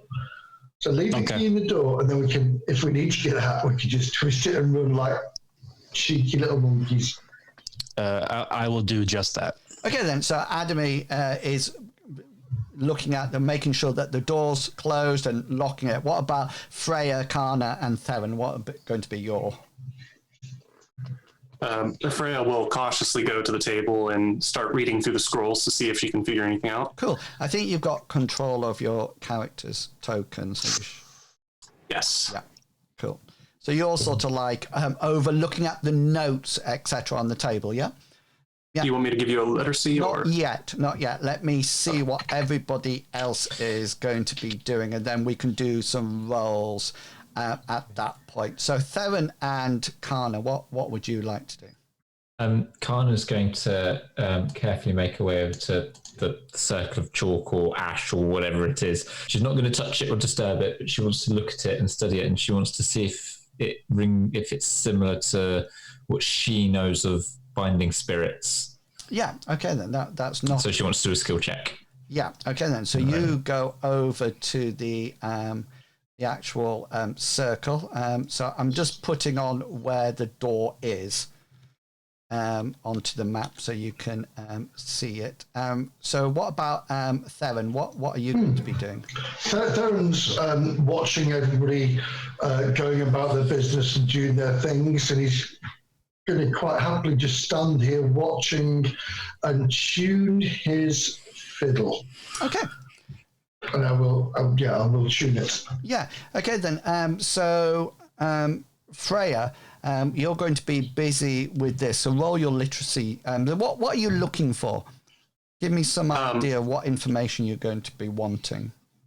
There's two basic things that I'm interested in. One, I want to know what's going on in here. And two, and the second one's probably my primary, figure out which piece would be the gold talisman to find what we're after, at least. So are you looking in the writing to see whether or not there's any clues, or are you searching the pile as well? Primarily the scrolls, because I don't know if I have like an idea of what it looks like beyond gold talisman, so I'm probably just looking for something that fits with the narrative. Okay. So roll me your literacy roll. Kana, what would you like to, what skill would you like to use? She was hoping to use her binding skill, but more into like the theory side of the binding skill rather than actually trying to bind the spirit. Okay, then, to see if what's there is what she would understand of how you would go about binding the spirit. Okay, yeah, so roll it now. Yes, so are you using any luck? Yes, I will use a point of luck and re-roll that. Yeah, so you look at this and you've seen similar circles. You're not familiar with any of the glyphs at all, but it does relate somewhat to what you would draw around yourself when you were planning on going into a trance and going off to the spirit world. One thing that you do notice getting a lot closer to it now is that the circle is not broken in any place. It doesn't look like there's any scuff marks or anything like that. It's perfectly in situ. It's not been moved at all. The pile of dust inside does not resemble the outside at all. It looks like it's completely and utterly different. The colours around the outside could easily be chalk or pastels or quite some kind of sand. The pile is definitely grey black ash.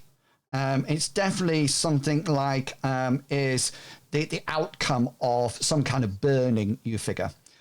Freya, you sort of like start to look through these writings, and you notice for the first time that some of them, it seems to be in they seem to talk about patterns and sort of like glyphs and things like that, and it seems to be talking about something about bringing back, or something about summoning, and something that seems to be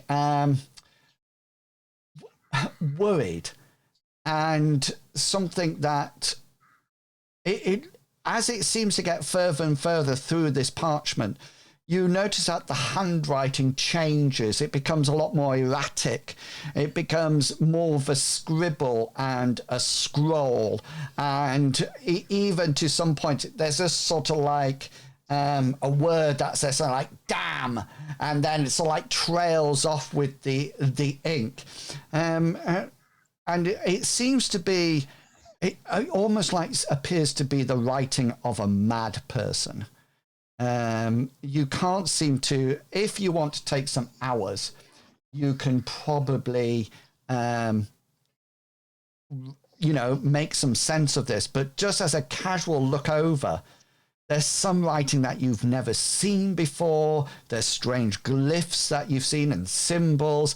And really and truly, if anything, it's quite disturbing. Yeah, I don't want to make sense of this. This seems like the work of a madman, as you said. I guess at that point, Freya would move on to the talismans and all that, since she can't make much sense of the scrolls. See if there's anything that looks correct. I'll join Freya in checking out the talismans to see if with both of our eyes together, we can find this. Theron, is there anything you would like to do at this point? Yeah, like I said, I'm shooting my my loot, my new loot, my special loot. It's not a loot. And I want it to sound perfect for myself. And so you sort of like stand just inside the door, and can Adamy and Freya roll for me perception rolls?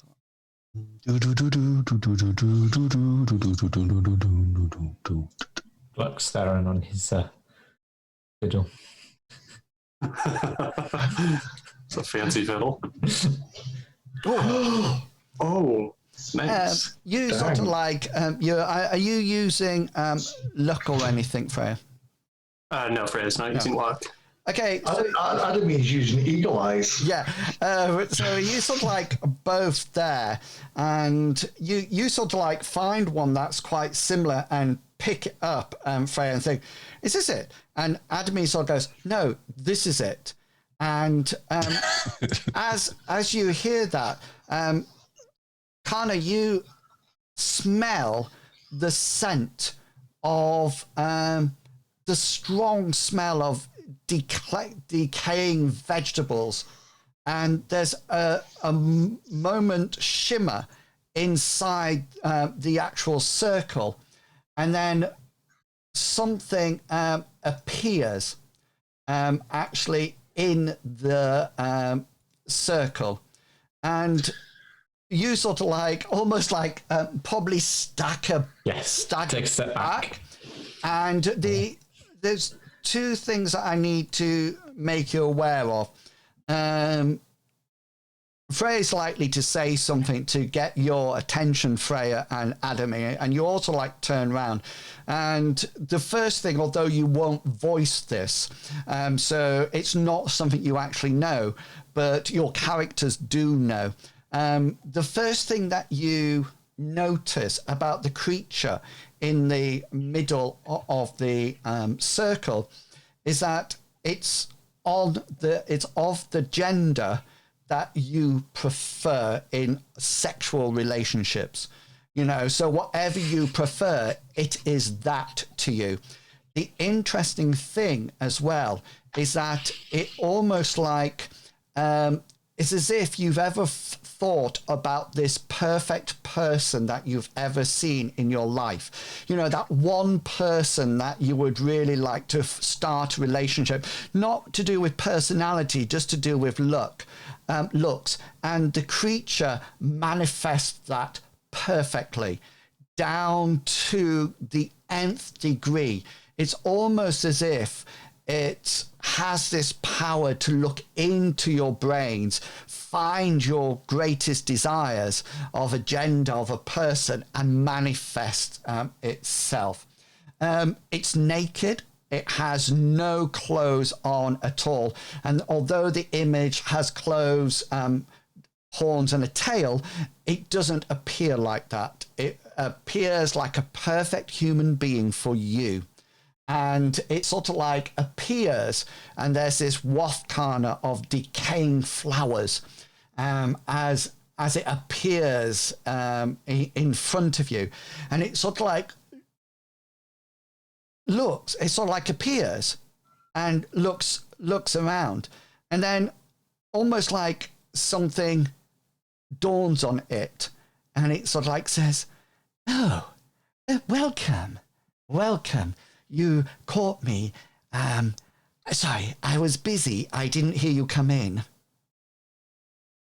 Kana will say, "Oh, not quite knowing where to look at this naked, like very attractive person, bright red in the face. Yeah, sorry. I didn't mean to, or we didn't mean to stumble in. Sorry." Like now looking at the floor somewhere. "Oh, kind lady, your looks are absolutely charming. You look perfect to me in every way.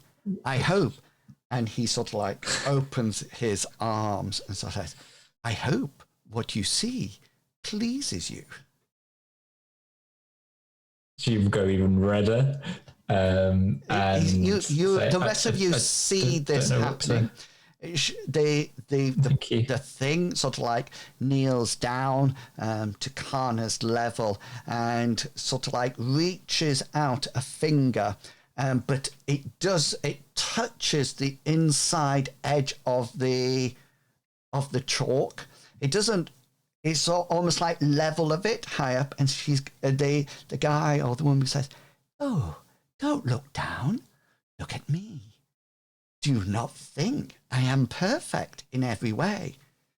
Everything is." Are we witnessing this conversation? Yes. You hear this thing talking to Kana, and you see it, and in everything and any action it does, you see, and it sort of like looks down and turns its body and sort of like has a look around and says, "I think I am perfectly proportioned. Oh, you have guests. Welcome.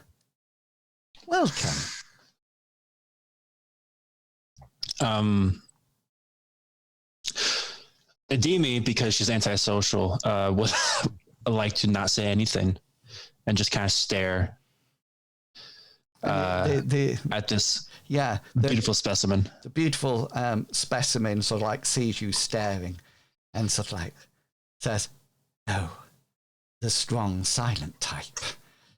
Just how I like them. You can be as strong and silent with me."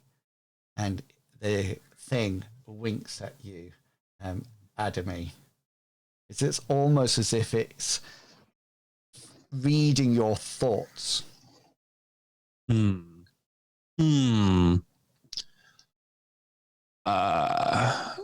Okay. He sort of like looks at me and say, "Come in, and I can give you. I will break the charm and lead you and hold you in the most passionate embrace. And if you're lucky, we could even kiss."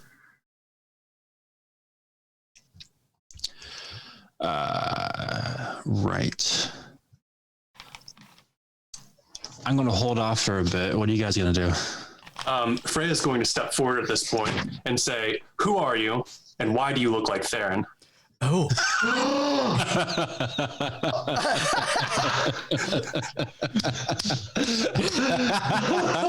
What a twist! I know. That's not my naked. No, it has. No, hang on. Why is it going back? I would have thought it would go. Theron turns around. Well, I was thinking about that. Yes. Theron turns around. It's a violin. The ghostly image that represents Theron in the circle turns round to you, Freya, and sort of says, "Oh, a strong, silent type. And obviously, size is not important to you." As the Theron looks down its naked body and says, "Don't worry. I know what to do with it. Oh, it is quite small. Freya, undaunted, just going to say, who are you? Who am I? I am Potos. Who? What? I am Potos. Surely my master has explained who I am. And did you not, dominant lady, summon me? I made no such summons of you. We are... But you have my amulet in your hand. So I was right, Ademi. I did get the right one. No. No? Adami's got the right one. I have the right one. You have the wrong one. You had the wrong one. In your face. That summons the demon. Well then, Potos, we're Yes. not here to awaken you, but what are you doing here? Well, I assume that you are my new master, since you summoned me. Where is I suppose my that's old right. master? Where? Oh, I remember now. And he sort of like, Sorry. he looks down at the pile of dust and says, "Oh, he dwells with me now. But there is plenty more room for you all." Why are you in a basement of this house? Well, this is where I come to your plane. I see. Why is this house strange and unnatural with rooms that enter the room that we had left? Well, he was a strange person. Well, yes. Was is probably the right word. In my world, he still lives with me, but yes, him, and he created it, as well as his wife. And I suppose their children now reside here.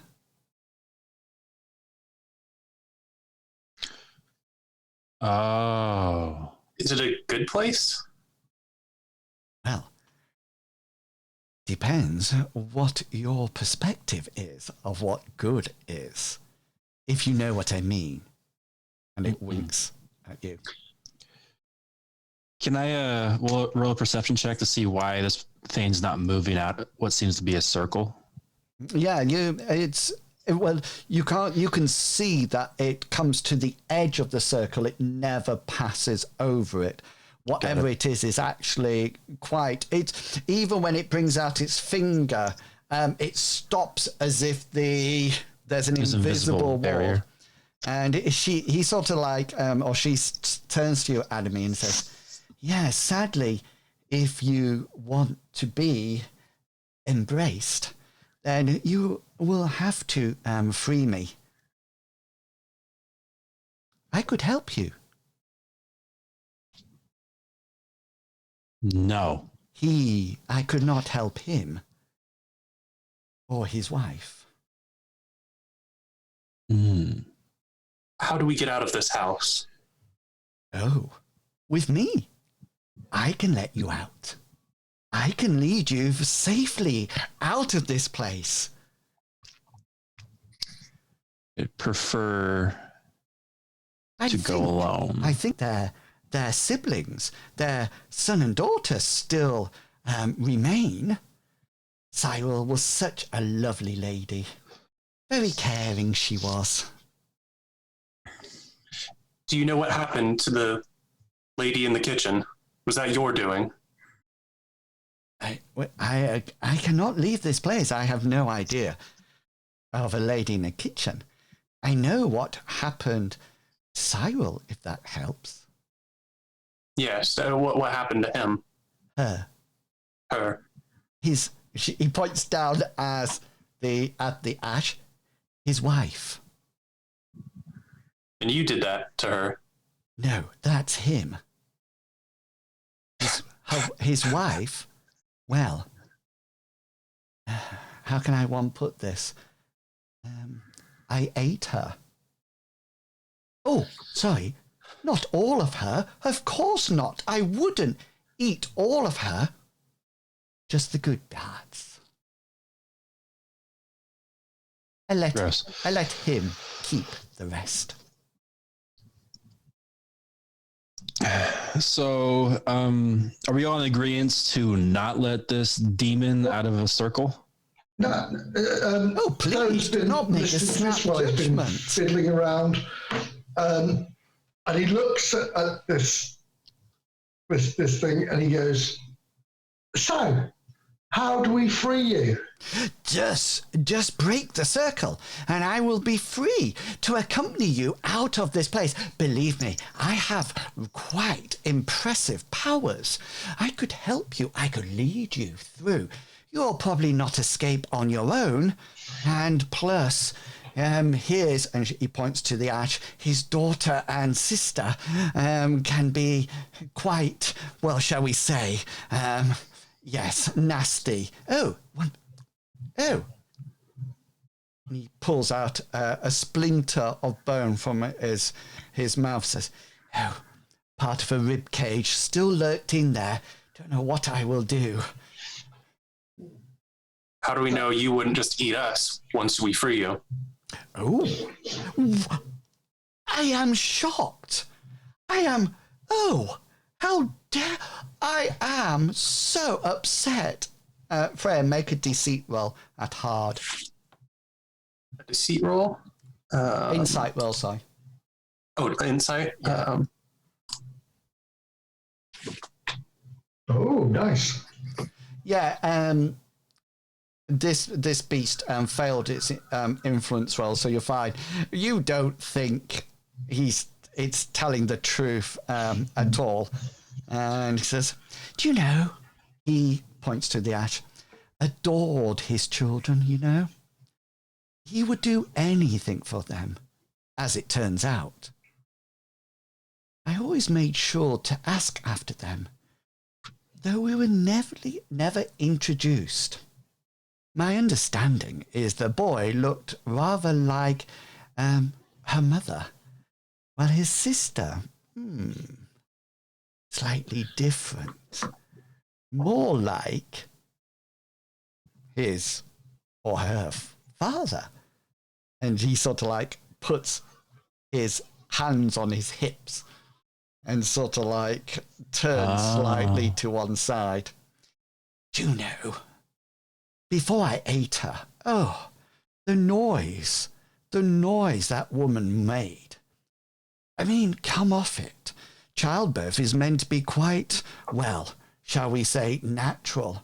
Oh, the screams and the yells and the blood-curdling gurgling. I mean, I virtually had to eat her just to put her out and stop the noise. I mean, really. I mean, who would have thought?" To be fair, girls, I just want to know how to free this thing, so we didn't do it. So now we know not to break the chalk. You can release me. I can help you. I don't really want to release you because you're a bit freaky looking. I am. And you eat people, specifically women, and there's 3 women in here. Yes, but only That's the very good true. parts. Only the good parts. I left the rest. I mean, Yeah, I like my good parts. who would like to eat corn and bunion-ridden feet? I mean, come off it. It's not some kind of weird pork scratching, you know. You know, I like the more succulent part. The bit, you know, underneath. The bit that is still fresh and succulent. Spirit, tell us what other creatures are in here. There's some sort of unseen thing wandering around. Oh. Stinks. No, well, father, he points to the ash. Mother? No. No. I'm sure he said that the servants had left. I think only his son and daughter reside in the place at the moment. So there are no other spirits in this Broch, according to you, Well, Fotis. Am I not the best spirit and the only spirit that anyone could ever wish for? That's very true. I mean, look at me. Every bit of me. Every single bit of me. How about this? Freya, you drop the amulet. I'm going to put this amulet away, and we're just going to go. Oh, I'm not going to... Take me with you. I can lead you out. I can lead you out. You will not get out without me. I think we'll have to see about that, Spirit. Yeah, we'll see about that. You are making a very bad mistake. You don't think we could come back to you if we needed your help? Well... Are you too weak to lead us back to you? I thought that once you had summoned me, you wanted to have a task performed. I didn't realize you just summoned me to make fun of me. After I made myself look especially beautiful for each and every one of you. That's on you. My mother always told me never to make a deal with a spirit. Oh, that was one of the parts I left. And the demon points over to one of the tables. And you, as you sort of like all look over, you see that it's pointing to what appears to be some kind of hand, although it's very dried and mummified, and it's being chopped off just behind the wrist. So the wrist is still intact, and says, I didn't like that part. I think she had a wart on it. I gnawed at it for some time, but then thought better of it.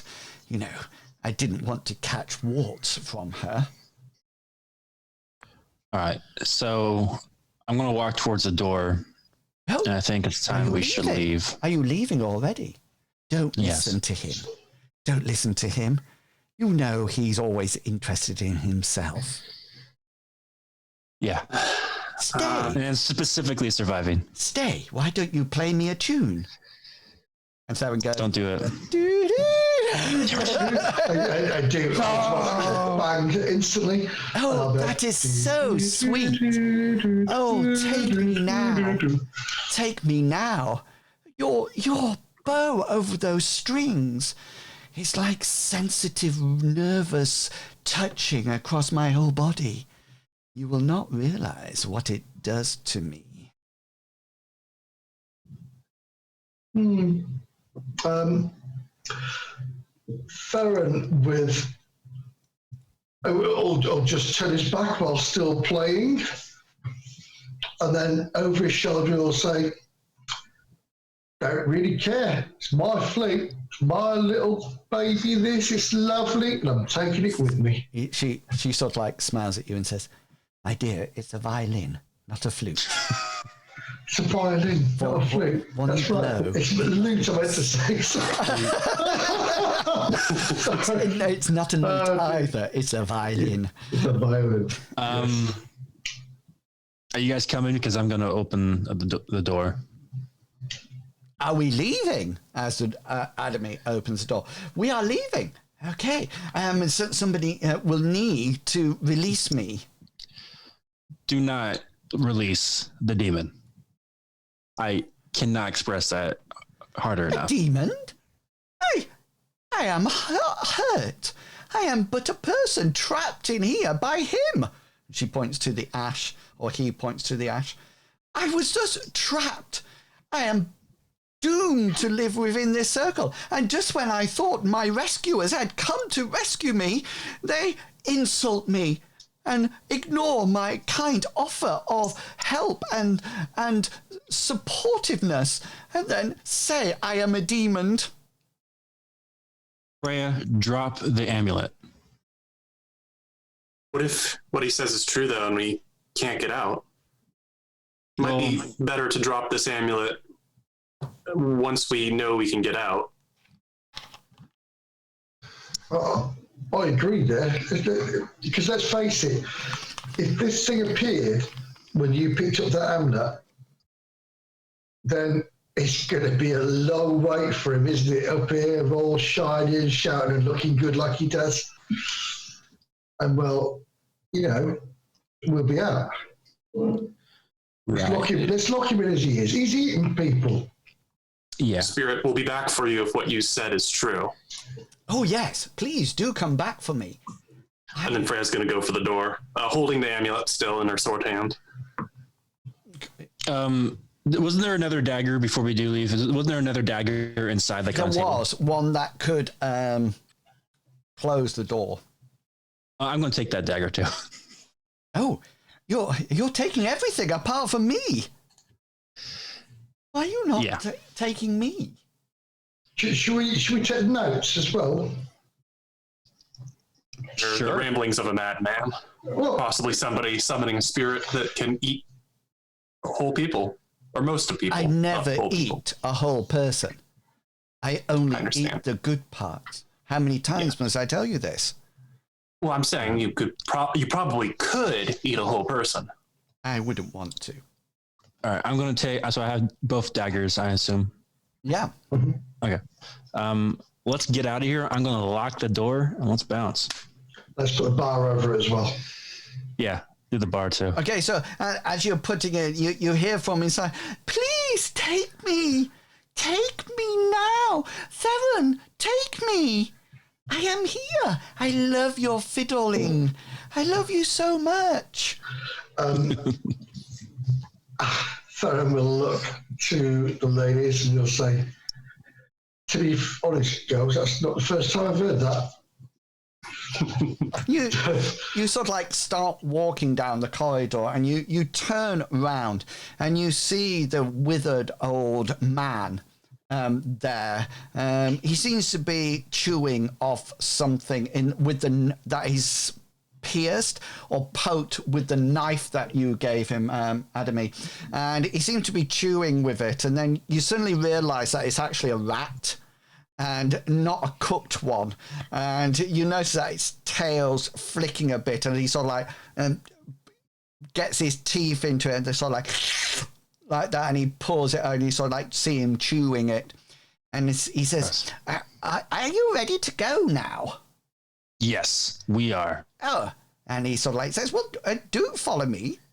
And he sort of like starts to take you through a door, and you're quite amazed that as you go through the first door, you come back into the grand hall, and you can see the table there again, and actually still with the decaying food. And there's various tables and chairs, exactly how you found them, and you can see the double doors ahead of you, and you're sort of like halfway down this hall, and when the guy sort of like says, wait, you have to leave everything in the house.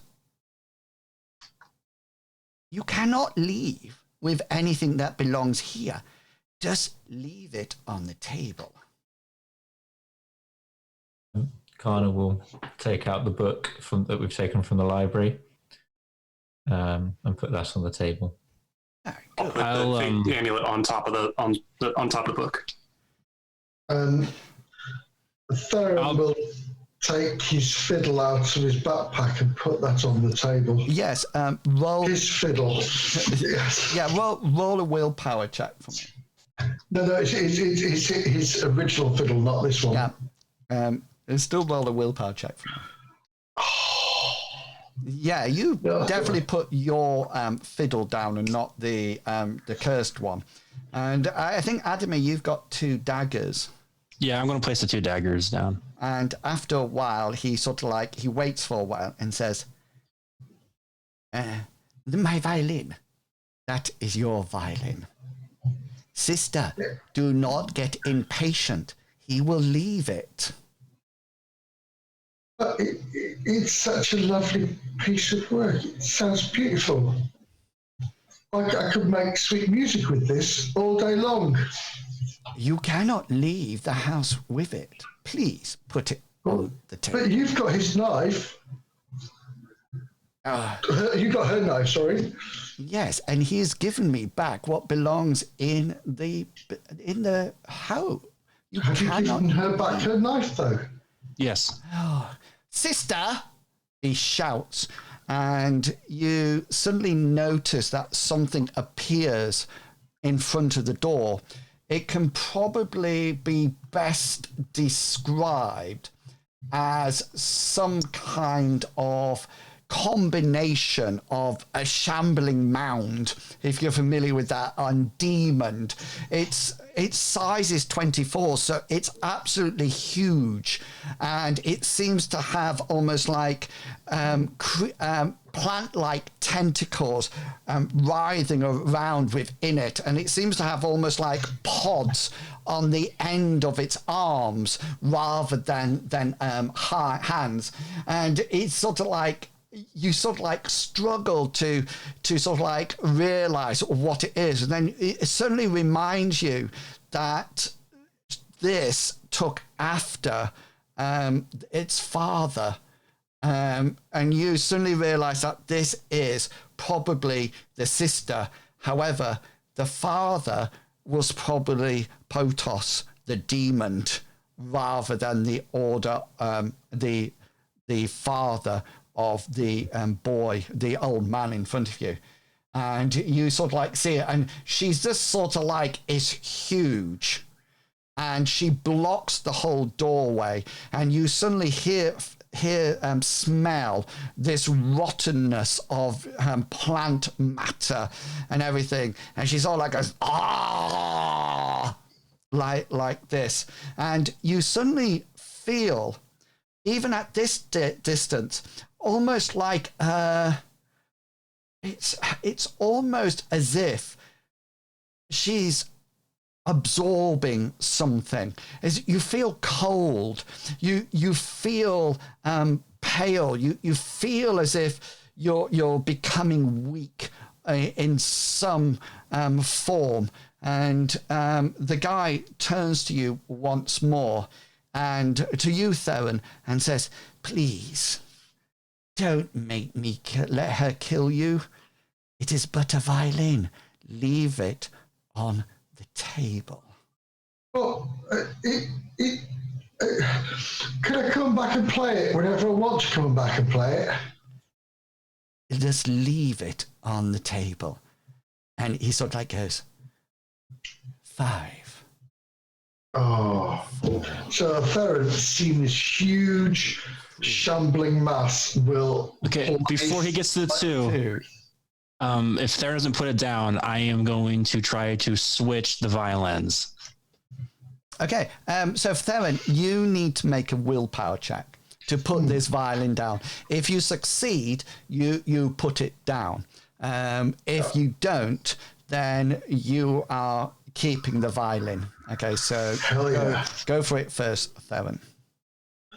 I failed. Yeah, so you're keeping this violin, and you sort of like go to put... my precious. Yeah, exactly. And you go to put it down. So, no. And Adamy, you start to move towards Theron, when something happens.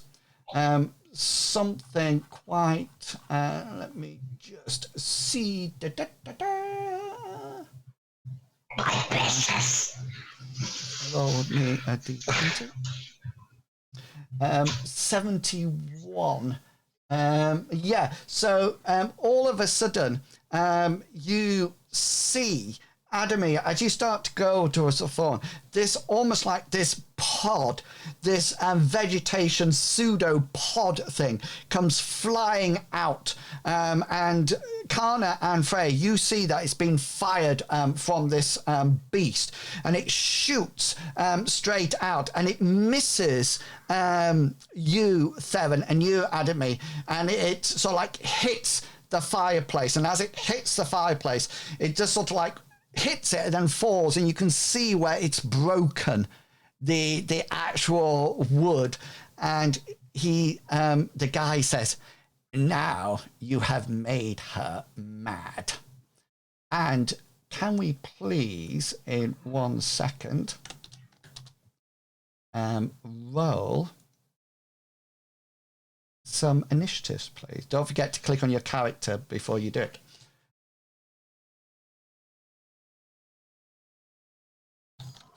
Give me a sec, sorry. Initiative.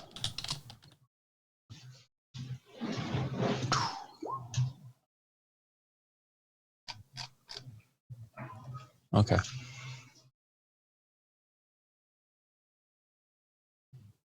2 and 7. Old man's on 13.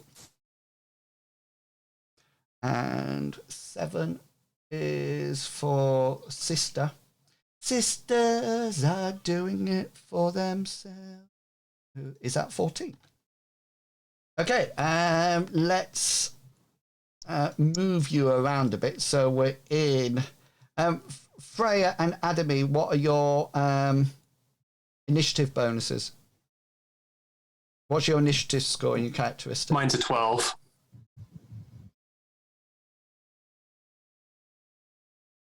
Adamy, what's... Mine is 16. 16 and 12. So Adamy, you'll go before Freya.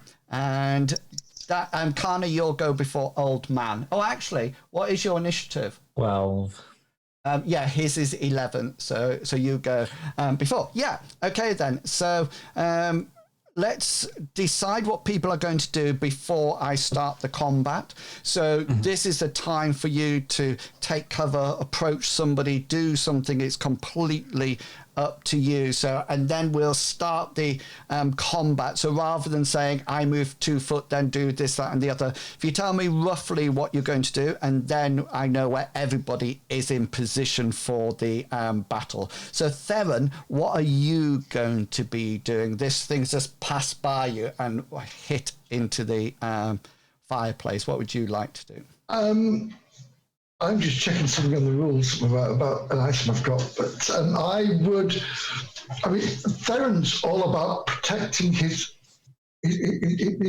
violin, his fiddle. So you can get underneath the table if you want. You can dive. At the moment, yes, he probably will do that. He'll probably just roll underneath the table. He'll use his skills as an acrobat to just... Yeah, so you sort of like take cover underneath the table. Adamy, what would you like to do? I want to take cover behind the... Sorry, my bad. You're not an I know, I got confused.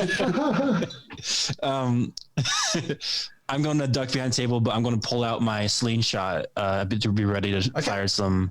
so you're taking cover and weathering a weapon. Freya, what are you going to be doing? Yeah. Activate passive block and draw my blade. Okay, then. Broadsword. And are you going into combat or just standing still? Ideally, if I can do a little bit of movement after that, I want to get close to Kana. Okay, then. Yeah, okay, then. And Kana, what do you wish to do?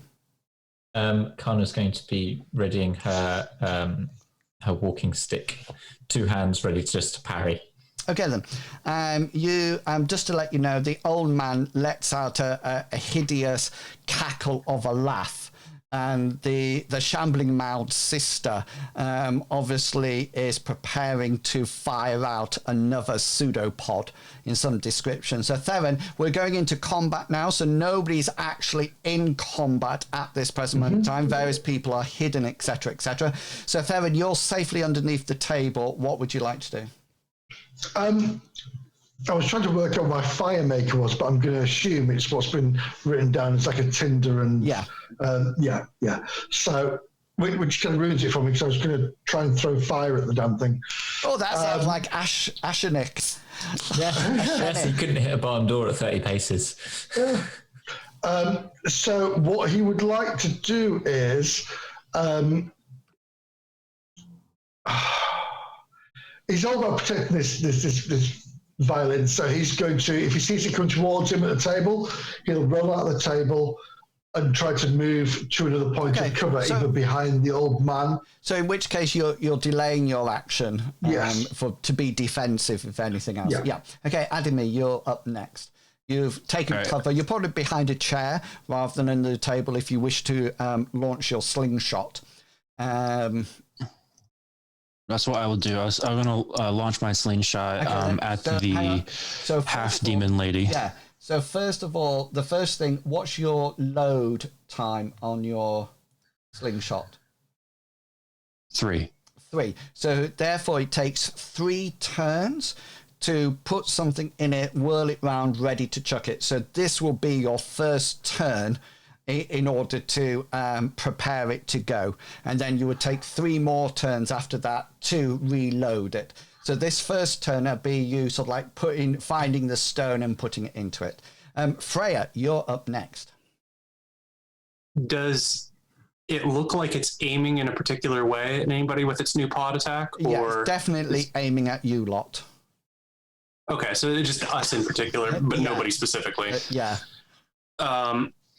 It's probably too far away and too big to sort of like, it just looks like it's coming down in your general area. I'm going to delay my actions for a parry potentially, I guess. Okay then. And then the sister goes, and the sister quite rightly fires out the another pod, which the guy gets super excited about, and he's sort of like going, yes, get them, sister, get them. And one of the pods comes shooting out. 88, and it just sort of like everybody sort of like sees it coming and sort of like moves slightly to one side and it whizzes down and sort of like hits the room, the wall at the opposite end, and the Divrion man shouts, "Miss!" like that, as if he's playing some kind of vain game of battleships, F4, miss, and then he's sort of like getting super excited, and the shambling mound, the sister sort of like takes a step forward. She's still protecting the door, but it looks like she's trying to get closer for something. Kana, you're on 13. I was 2 questions before I make my action. The spirit shields on Freya and myself, are they still up, or has that scene ended? No, that scene would have been ended by now. Okay. In that case, Kana's first action will be to try and cast that spell on Freya. Okay. So it's spirit shield, not whatever it was I said first time around. Okay. Do you wish to look it? No. No? She's trying, but she's too sort of like you probably too preoccupied by this gunk being fired. Yeah, you probably sort of like try to do it, and then at the last moment, this pod came firing past you, and on his action, the old man says, "They cannot leave without things. They must." And he sort of like looks around, and he's got the old knife in his hand at me, and he says, "I don't need that," and throws it to one side, and sort of goes, "Ah!" like that. And you notice that his fingers, where his elongated fingers, the nails come, are quite sharp, and he seems to be approaching from your back, Adime, and your back, Kana, and your back, Freya. Theron, you're safely underneath the table. So we're going back up to combat turn 2.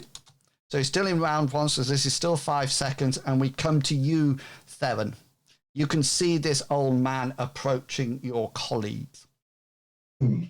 Theron takes this violin, he places it in his hand, and he uses his special skill with it to project his voice, and he shouts at this man walking towards him, "Stop!" And it'll be the loudest projection going, and I'd like to use my folk magic voice, but I also want to augment it with my oratory if possible. Okay, so before we do that, let's have a willpower check.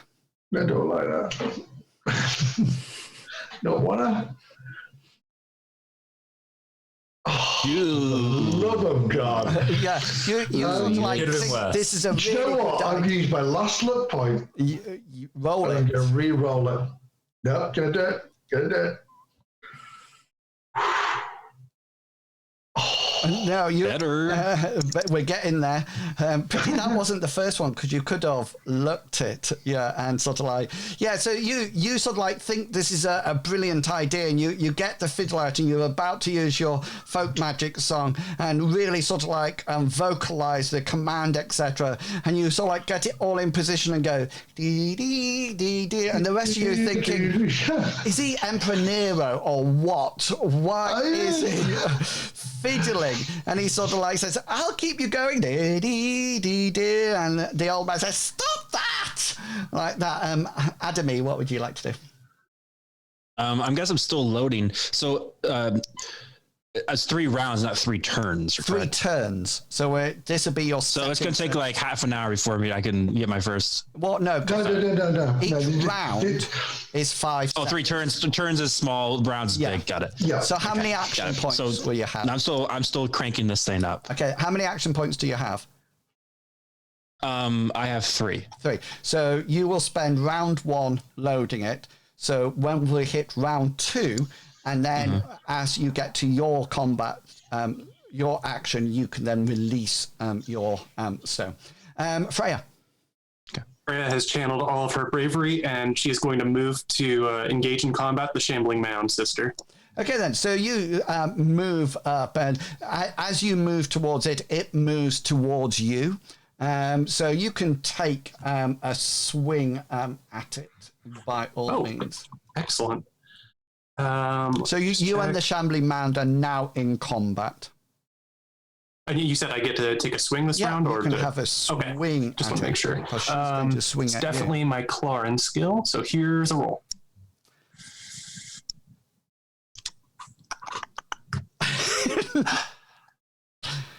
I'm not spending my last luck point.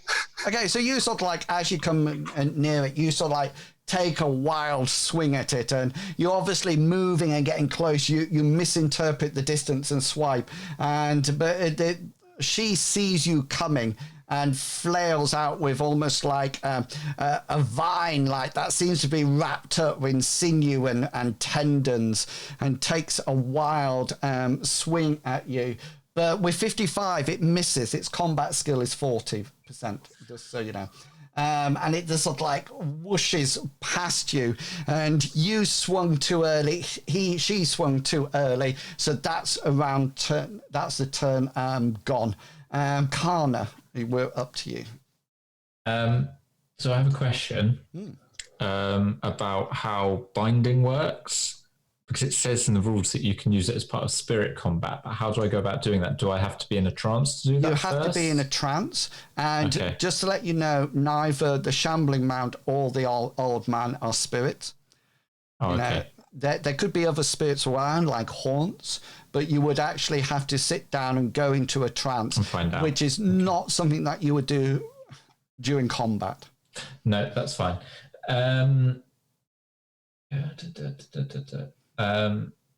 Karna is going to turn so she's facing the old man and stand her ground.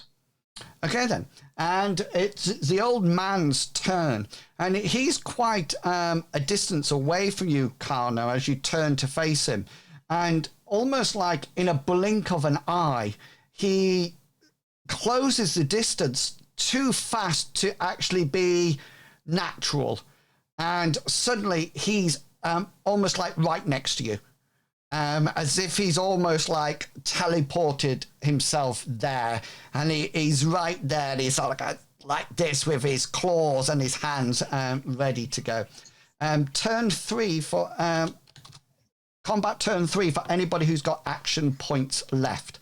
Theron, do you have any action points left? I do, and Theron is playing so beautifully. He's under the table, and he's really going to put his all into this now, and he's going to just let himself go with this. Exactly. So, you could feel the resonance of this tune. This is when throughout the room. This is when you wish you were a bard giving bardic inspiration, but sadly not as you fiddle away. Adamy, you can finish loading your sling on your turn if that's what you wish to do. How close am I to the old guy? He's probably in front of you now because Freya would have been in front of you because you moved back. So it's probably the order is probably Theron underneath the table, you behind a chair, old man now, Karna, and then Freya and Shambling Mound. So if I load now, probably by my next turn, I'll be able to shoot. Yeah, so you will be able to shoot it on round 2, turn 1 when it gets to your 17. Yeah.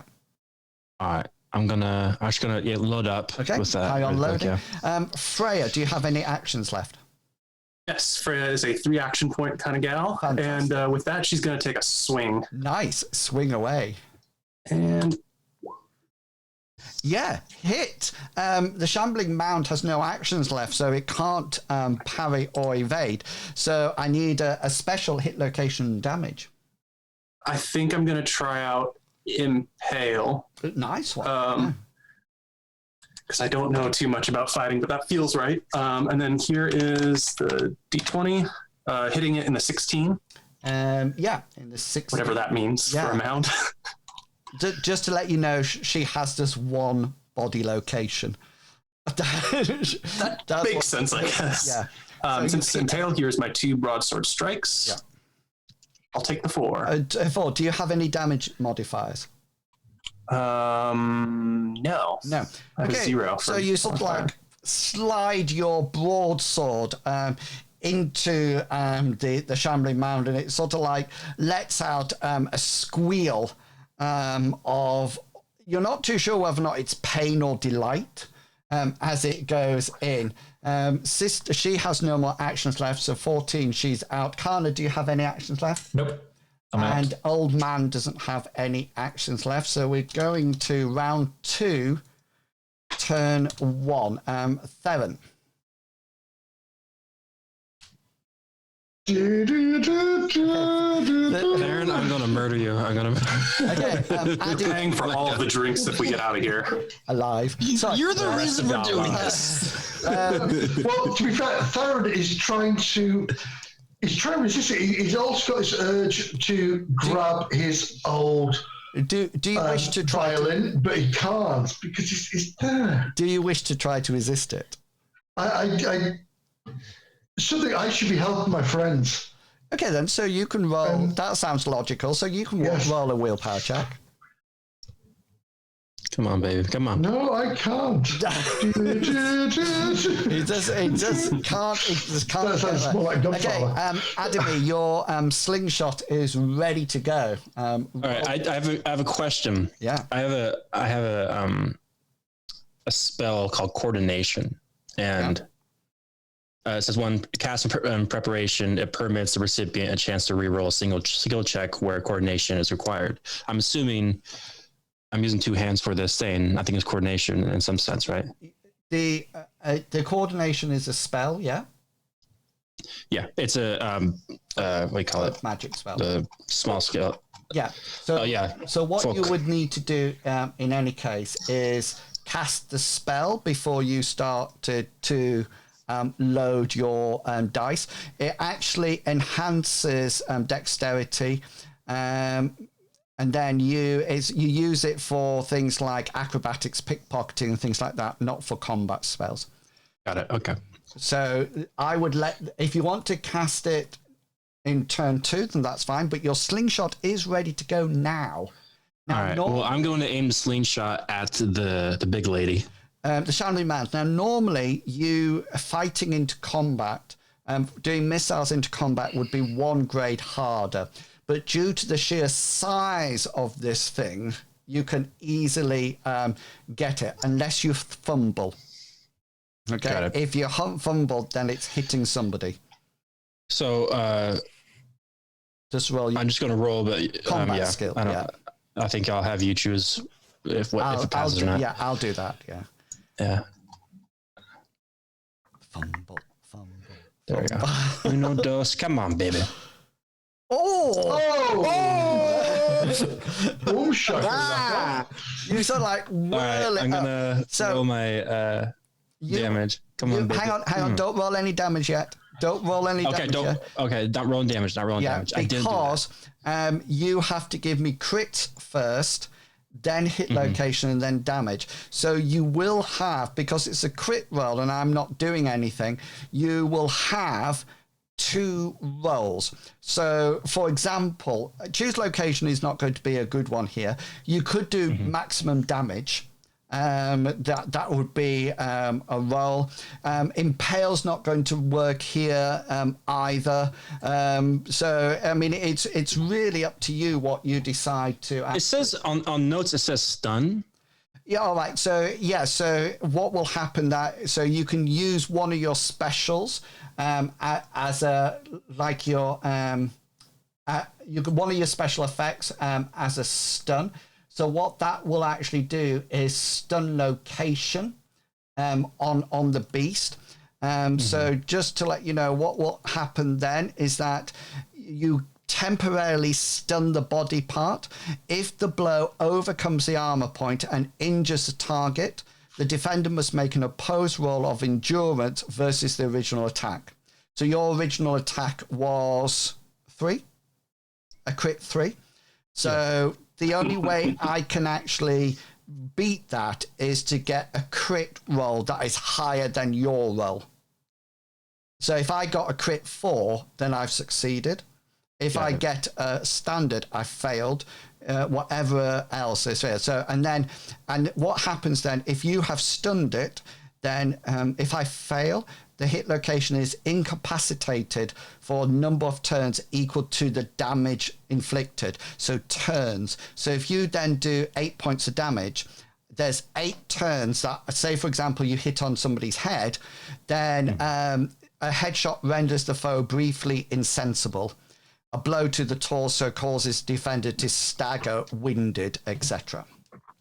Since this individual has only one area to hit, wouldn't that mean essentially I could just stun it for whatever rounds I roll on damage? Yeah, so the idea would be that if you were successful, then you would stun some area of it. And if you elect to do maximum damage, then it would be for the maximum damage, whatever that number of turns. Which is 1d8. 1d8. So yeah, I'll just do that. Okay, can I do that? So that'll be stun location, max damage. So your max damage would be 8. Yes. Okay, so that does go through her outer armor, and it sort of like goes through, and the stone or the lead shot that you do sort of like goes straight into her, and you can see it actually embedded in the beast. The beast doesn't seem to be worried or anything like that about it at all. So that brings us to Freya. And my broadsword broke through the armor, so it's probably still impaled, and I need to do a brawn, correct? Correct, to pull it out. Well, here goes nothing. Yeah, and you sort of like go to pull it out, and you would have thought it would have been harder to pull out. But as you pull it out, it just comes straight out. And you look down at it, and it doesn't look like it's damaged at all. It looks like your sword has done no damage to it at all. Okay, as you pull it out. So that's yours. Sisters Go launches a pod at you. 17, that's a hit, Freya.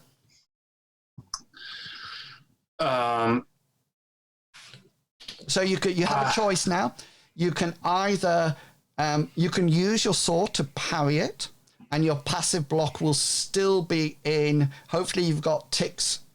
Yep, you can check if you want. I put the same as last time: abdomen, chest, left arm, head. What you can do now, you can actually try to parry it with your sword. If you do successfully parry it, then that's absolutely fine. If you parry it with your sword, that takes an action. If it fails and I still roll my hit location, and if I do hit location of one of your ward locations, then it hits your shield quite naturally. Yeah, I think I'm going to go ahead with trying to parry with my sword, just in case it reaches my defenses otherwise. And go for it. So here is that action point. Yeah, so you sort of, are you looking it? Reversing it wouldn't win. I only have one action or one luck point, so I'm going to save that for serious wounds. Okay, so the blow comes thundering down. You try to block it with your sword, and you're unsuccessful with that, and it's going into your 1, which is a leg. Right leg, not blocked. Not blocked. Okay, then let me do some damage. Or wait, I'm not finished. Dang it. That's blocked by my ring mail. That's That's not blocked by my ring mail. 12 so that puts me down to a -3. Negative. Which means I need a endurance roll, yeah? Yeah, so that's a serious wound. So my original roll was 17. So you need to make an endurance roll of to get better at it. So you actually failed. Do you wish to look it? And roll it again? Like, you need to do this. Yeah, I think I may as well use my luck point. Okay. That's me going down to 0 luck points. And here is my reroll. Pow, it's worse. It's worse. So you're, is it left leg? Right leg. Right leg. It's always right leg. So this thing comes whirling past it, and it hits your leg, and it catches you completely off guard. You try to parry it. Your shield's on the wrong side, and it whacks into your leg. And your leg, you hear a definite snap of something inside, maybe dislocated your knee, maybe cracked a bone, but you fall down prone on one side. And anybody who's watching sees Freya become prone as it goes, as she sort of like comes out. Now, I just need to roll a 1d3. Right, so you cannot attack or start to cast spells for 2 turns. Okay, you can defend, but you can't do anything else. So that's the sister done. Kana, you're up. Kana is going to take a swipe with her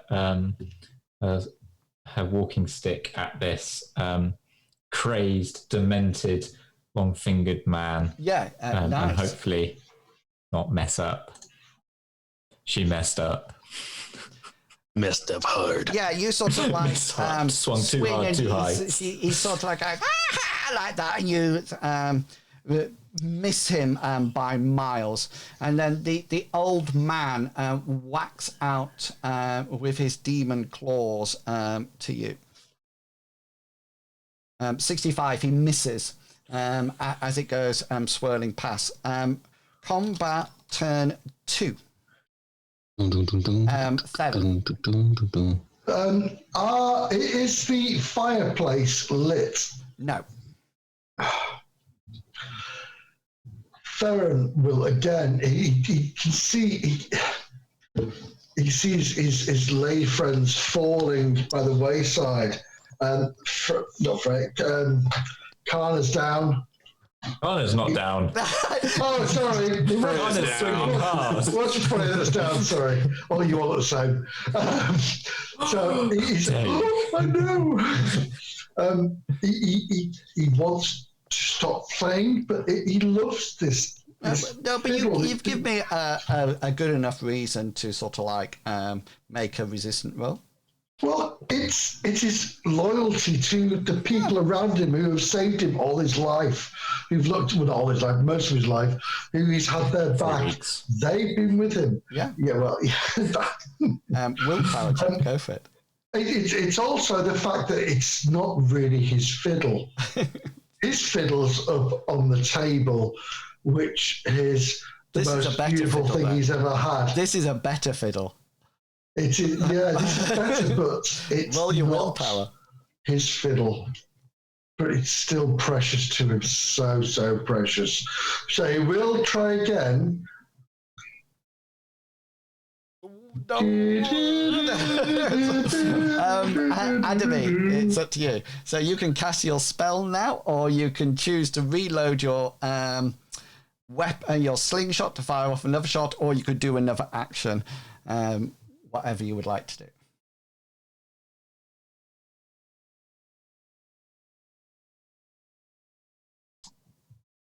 I'm sorry, that wasn't for me. Sorry, I thought. Okay, I'm actually going to drop my sling. I'm going to take out my daggers. Okay. I'm going to attack the old man. Yeah, so you drop your, and that'll be your action to take out to swap your weapons over on this combat turn. So combat turn 3, the next one you'll be able to move into attack as well. And Freya, we're on to you. You're on the floor.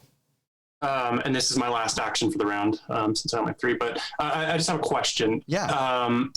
Of the plausibility of the idea of like crawling towards the door. Is the shambling mound still pretty well blocking it? I know it moved a little bit. You can probably try to circumvent it to get through the door if you wish. Would I need to roll evade? Yeah, I still think in combat, or I think an evade skill could represent that. Yeah. No, Freya wouldn't leave her friends behind. My idea was to try and get the door open at least, so that we might have an escape route. But Freya's just going to use her action to defend. Okay then. So you delay your action, and it comes to the sisters, and the sister.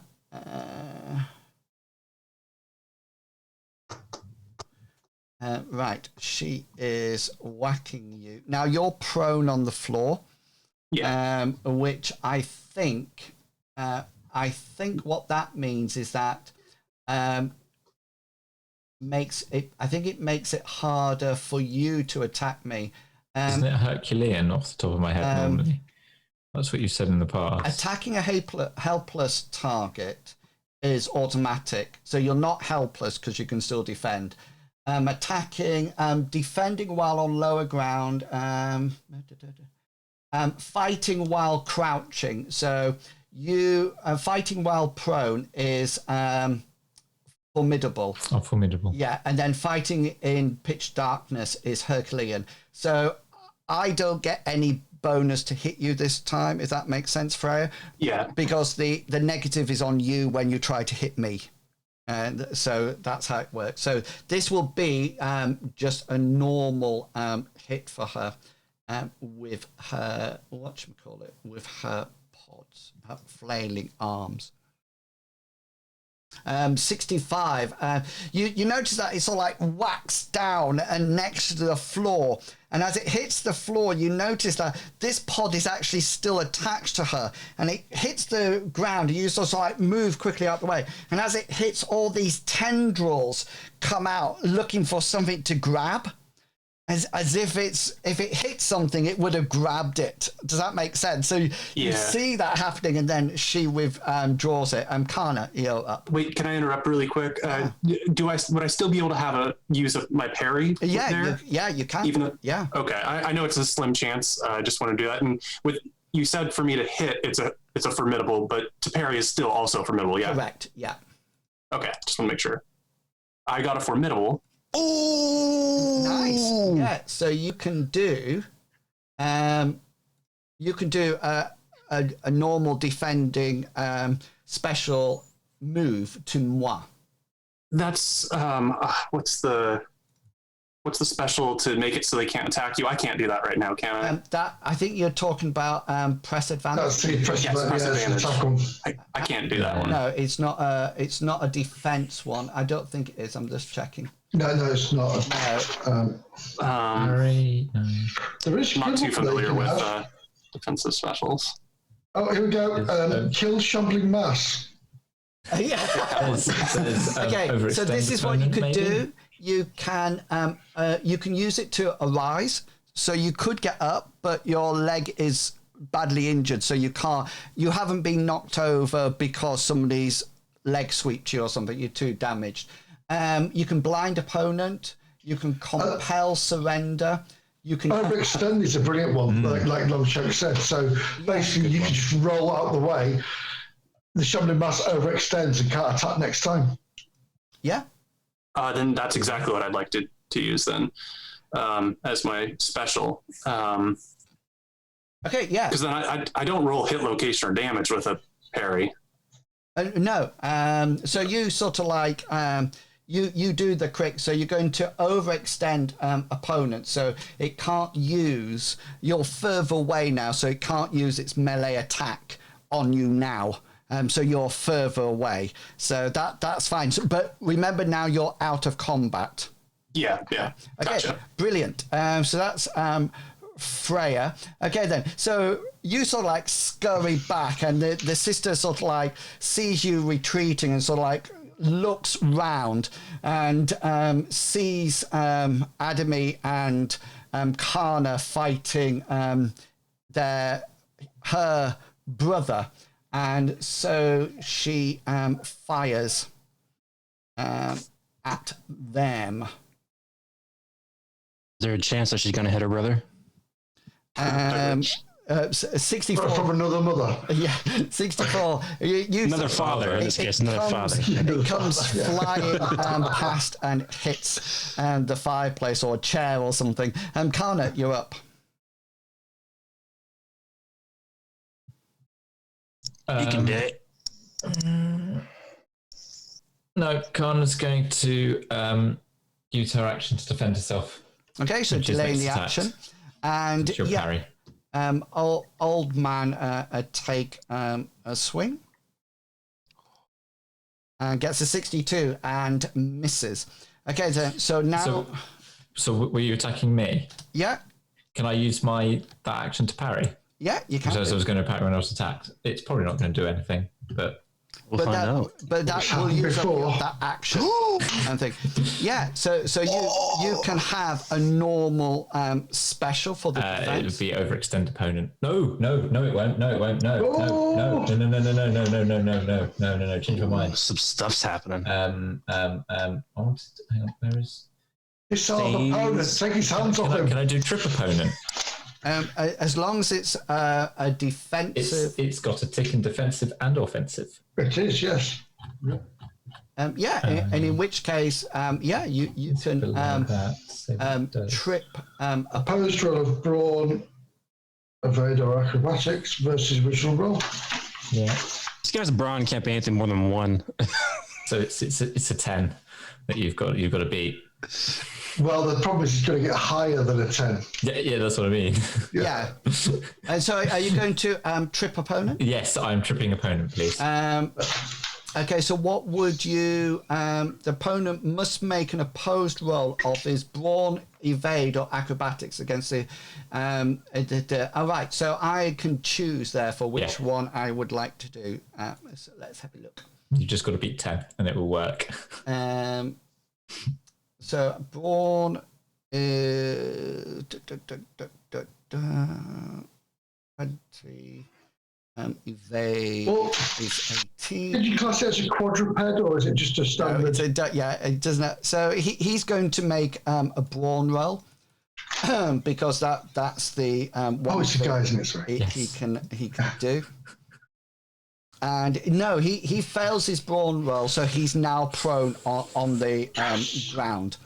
So he sort of like falls down to the ground as you somehow in your combat training manage to learn how to trip an opponent, and he sort of like falls to the ground. And it's interesting. Anna came by. Damn. The interesting thing is that as he falls down to the ground, he suddenly notices under the table where you are, Theron, with his violin, and he turns. And he sort of like sees you, and he uses his action. He's got no actions left, so he sort of like so he just sort of like sees you there, and looks like he's going to come and get you. So we're back up now. Turn.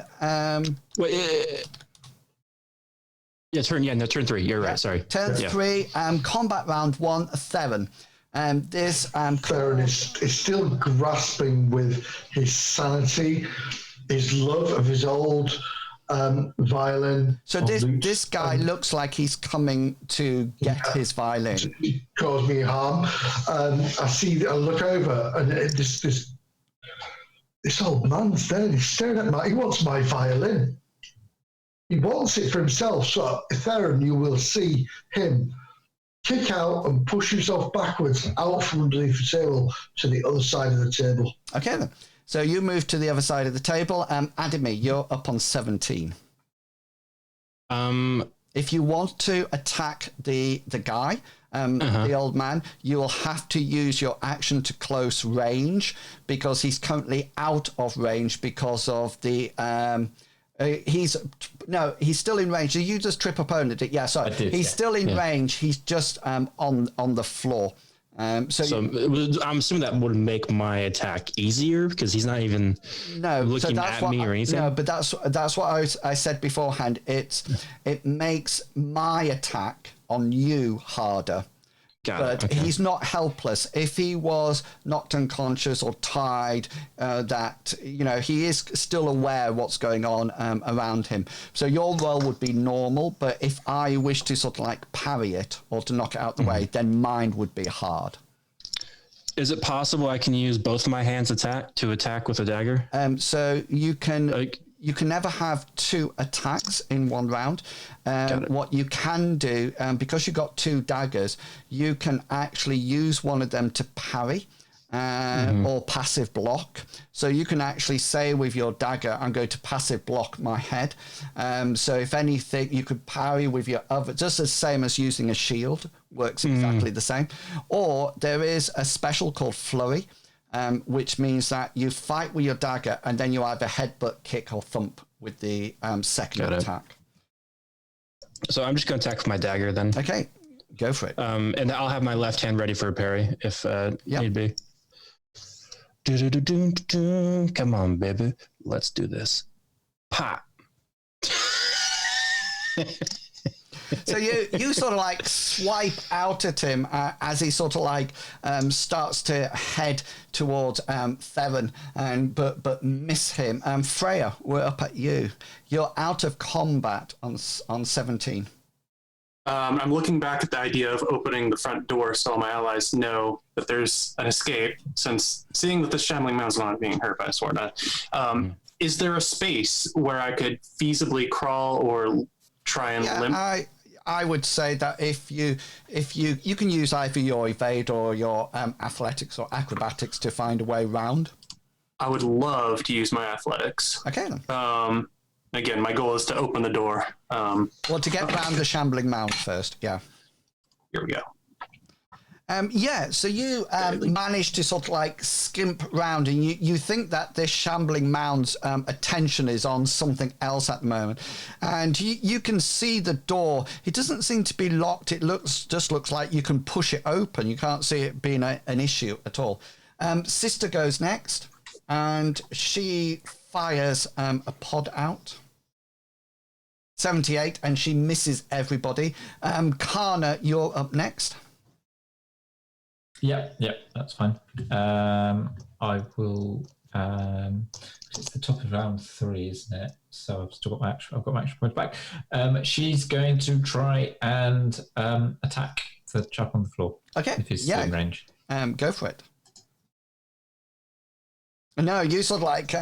Do you have any luck left? I'm not using it. Oh, right, okay then. So you sort of like sweep out. But it's after 10.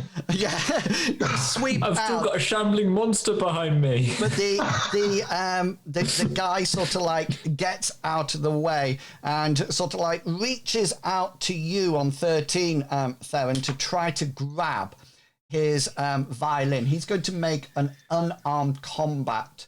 Oh, hell no, you don't. If I can find his... so his unarmed combat is 16. Ooh, so close. He sort of like reaches out, but misses it. And we go up to combat turn 2. Theron, yeah. You're now on the opposite side of the table, so you've backed out. What would you like to do? I would like to see him come to me. Are the knives still on the table? Probably, yeah. Yep, I want to grab one of those knives. The lock knives. Just one of them. Okay, yeah. So you reach out and grab one of those. And 17, Adamy. Now, the guy that you were fighting is now underneath the table. Yeah. So he's away from me now, right? Yes. So instead, I think I can do this. Where is it? See if I can deceit. I was wondering if I can try to gain the attention of the half demon lady. Maybe kind of what would you like to intrigue her to aim at me instead, and I'm going to try to dodge under the table so she can't actually hit me. Okay, so what that would be is that this action you make yourself available and try to grab her attention, and then that would be your action. And then when she fires at you, if she fires at you, then you would then use another action to evade. But because of your daredevil, you won't be prone. You will land upright. Yeah. So you're sort of like standing there on combat turn 2, trying to gain her attention. Okay, Freya, the door is ajar. It's there. And I can open it? You can get out. Well, I'd like to use my my free action to shout to my comrades. I'm leaving! I know, I want to shout something like, I'm going home. "It can't be killed," is what I would shout out. And then hopefully if they look, they can see the light coming through the door. It's Aliens, isn't it? Where he says, Drake, we are leaving. Game over, man. Okay, so you shout out that. What are you going to shout, sorry? It can't be killed. It can't be killed. Okay, and are you staying there or are you going out? I want to go through the door, but I'm not leaving. I'm just kind of going out there because I'm injured, and I want to have the shield ready in case it tries to charge out. Yeah, okay then. So you sort of like escape through the door into the outside on 17. And Sister, it sees you waving around, and it whacks its pod at you. It gets an 80. So it will miss.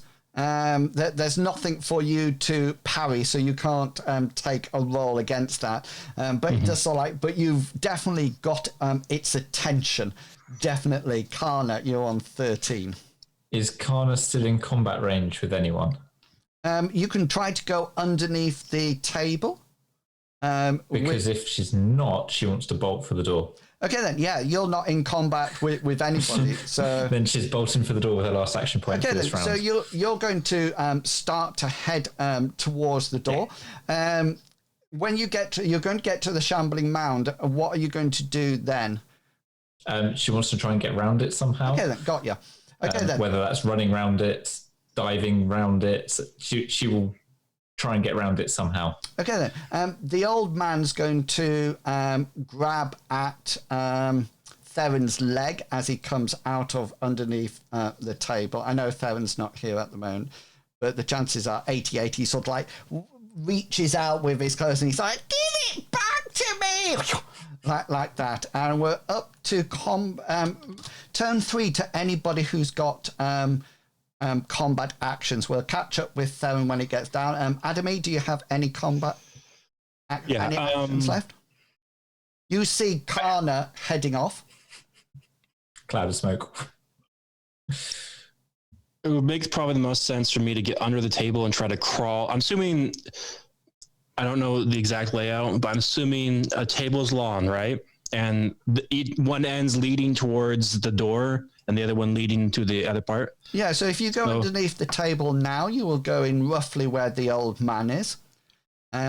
Or you can, if you wish to make an acrobatics roll, You could try to slide over the top of the table to get on the opposite side, or you can go running with Kana if you wish. If you want to vault over the table, you'll be next to Theron at the start of the next round if you make your acrobatic roll. I don't have acrobatics. Well, with your athletics then. Athletics, okay. Yeah, it'll just be harder to do, that's all. Okay. Yeah, I'm going to go for athletics and try to see if I can hop or slide or whatnot over the table. So it'll be a hard roll, or one step harder, whatever it is, if you're already hard because of fatigue. Roll it. We'll see. So you sort of like, you try to get over it, but you can have a choice. You can either miss your footing and stay on this side of the table, or you can be up on the top of the table. You try to do a slide, but you didn't manage to pull it off. Where would you like to end? I want to be on top of the table. Okay, so you're now stood on top of the table. And Freya, what would you like to do? Since I'm out there and I've already used my free action to shout for my allies, Freya is going to use a folksy magic spell. I know it doesn't really work this way, but she just wants to stabilize her wound. And she with her folk magic level, I don't think she knows really the extent of it. So here's the roll. Oh, shame you would have done it, but so it will stabilize your major wound. So you're not bleeding out or anything like that. Sister comes next. She will fire her missile weapon at Adami, who's keeping her attention.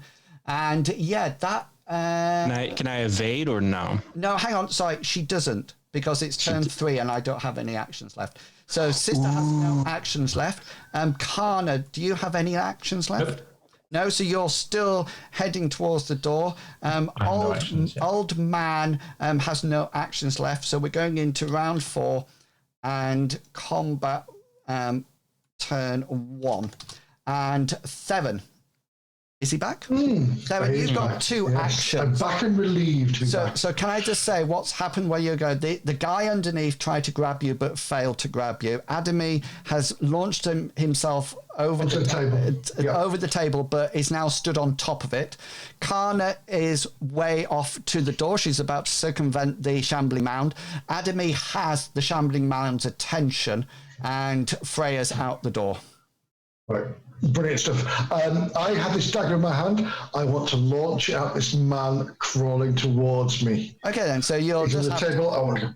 Yeah, you have to crouch down and are you chucking it or swinging with it? No, I'm throwing it.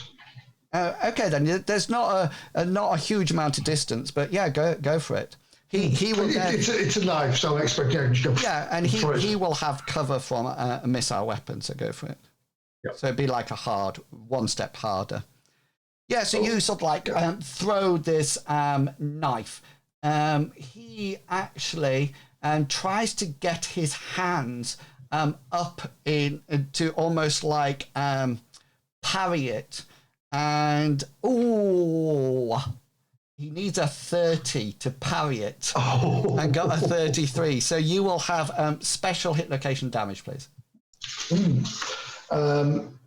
Right. Let's have a new. Just to let you know, if you're sometimes impale. Okay, will be my special. Location will be 1. A leg, his left leg, right leg. Sorry. Oh, goes off the head. And damage will be. I've got throw a knife on D3, isn't it? Yeah. 1. So and it sort of like goes into his leg. It's sort of like and he sort of like goes that on, and you'll see what happens later on. Adami, you're up. I'm gonna jump down to Theron. Okay. And I'm assuming that'll be the entire action. Yep. That'll be it. So you're now next to Freya when the person's out underneath. Freya, what would you like to do? I guess I'm just hanging out there with my shield, Okay. giving enough room. Hopefully, if I have to move, I'll move. Making enough room so people could come out, but not enough room if the shambling mound went out. Yeah, it's interesting because the door from here looks closed. It doesn't look open at all from your side. Sister happens on 13. Theron and Adamy, because you've distracted her, she's not seeing Kana running for the door. So she launches another pod at you. Oh, that's a hit. Can I try to evade?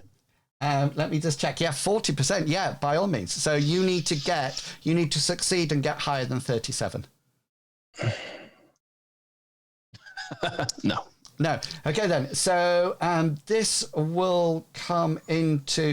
going to fire at you. It's going to my special, because I got a special, is going to be stun location, just so you know. It is going to come into your 18. Which would be my left arm. Okay then. Is there any passive blocking up there? No. So damage is 3 plus. So 10 points of damage to that hit. Where are we at? We're at -6. Out of? Well, it was -6 altogether. How many hit points do you have in that location? Oh, 4. 4. So you have just taken a major wound. So it's below the negative of your top level. It's only in a leg. Left arm. In an arm, sorry. So you need to roll for me, please. You need to roll your endurance. It needs to succeed and get higher than 37, my original roll.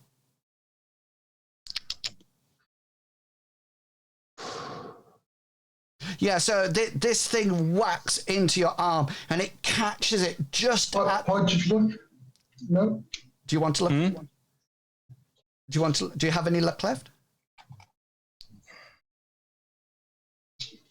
I don't know if I used the one or not. Try to remember.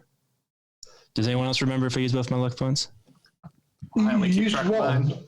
I don't know about the other one. Yeah. I have one listed, so I'll use the one. I'll use a luck point to reroll. Okay. So you can just reverse it if you wish. Oh yeah, I reversed it. Sorry. Yeah. So that prevents you from going unconscious, but your arm is totally shattered. It's probably dislocated it at the shoulder. It's almost like hanging limply by your side. You manage your endurance roll allows you to overcome the pain and you don't pass out. But however, you are immediately incapacitated. You are unable to continue fighting and you sort of like slump down somewhere or stagger against the table. And that brings us, Kana, the Adamy sort of like gain their attention and the sister does that and you manage to stumble out of the open door to be next to Freya. And the old man at this point, I think you hit him last time, didn't you? I did indeed. Yeah. He sort of like suddenly he's all like holds. He's like, that's not fair. That's not fair. And he goes flink, and he seems to disappear. There's a blinding flash of light, and he just disappears.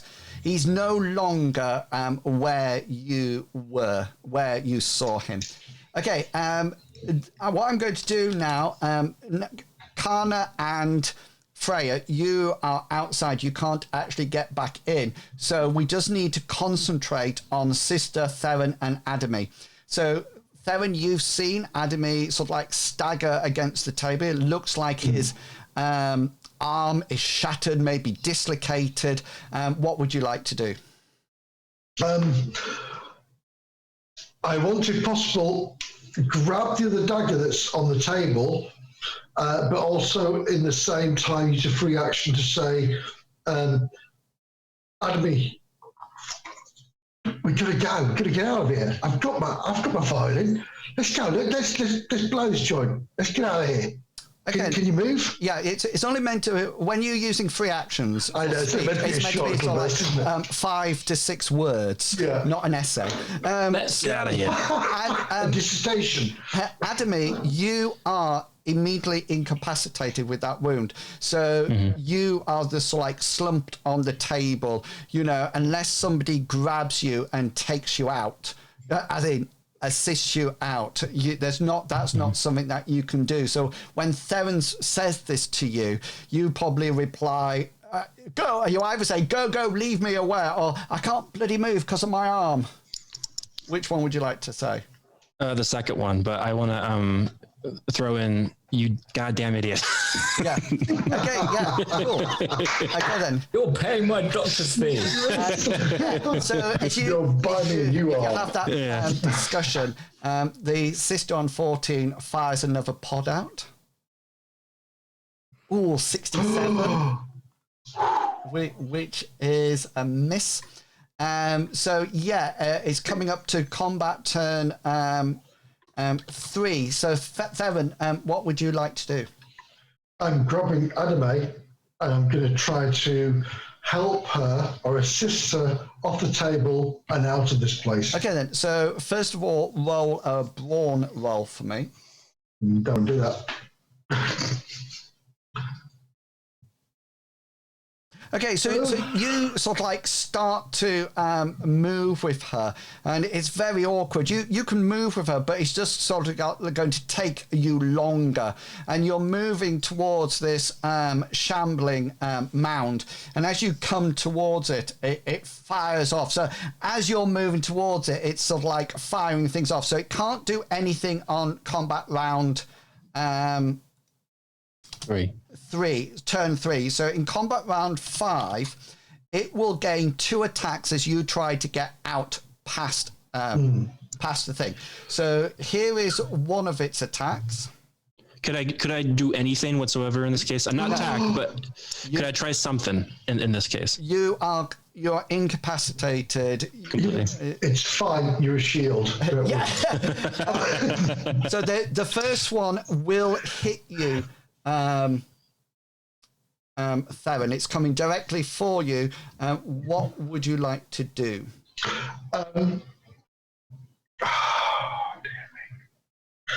You should use a certain thing for a shield, not me. Maybe I would say your action is No, no, he's not using the violin. Okay, so you're. So he's got his arm over Adamy with the violin in his hand, and he's trying to drag it. He's got his, no, because we're throwing knives. Yeah. I'll try to dodge it. To evade it. Yeah, go for it then. Evade away. Move. Very bad move. No, so you've failed it. So this comes in to your. She's going to stun location into your 7. Oh, that's my abdomen. And 1. Wait. I don't want to wait. And 1. 7 points of damage. My abdomen. That's just popped through from -1. So, right, okay then. So, first things first, you need to roll your endurance against my 22. This is for the stun to start off with. Endurance. Now I know where Longshanks holds his luck points. Oh, yeah, now you know. Okay, so... that is just a fail. Yeah, so where did it hit you? I'm going, man. Where was it, sorry? Abdomen. Oh, right, yeah. So in my belly. Yeah, so that sort of like goes, it hits... Oh, sorry, that's your stun location, isn't it? That's what your first one's your stun location. So that means I'm just seeing, because I know with weapons you drop it. Stun location. It's in your belly, I can drop that. If the attacker fails, then the hit location is incapacitated for a number of turns equal to the damage inflicted. A blow to the torso, you stagger, you're winded, and you're only able to defend. However, you've got a serious wound as well. So now you need to make another endurance roll against my 22. No! Oh. And it hits your abdomen, and it sort of like forces the wind out of you, and you stagger slightly as the world seems to go black, and you suddenly collapse on the floor. And Adamir, you see your friend fall to the floor and totally incapacitated, not being able to do anything. You just watch as the shambling mound steps towards you, and unconscious or not, it sort of like whacks out with its arms, and the tendrils sort of like wrap around both of your throats and separate arms and neck, and she sort of like lifts you up on both of them, and she will do 7 points to Admi's head and 11 points to your head. So Admi, how many do you have any armor on your head? Yeah, I have one. One. So you'll take 6 points of damage. Where does that lead you? -1. Okay, then just roll your endurance score.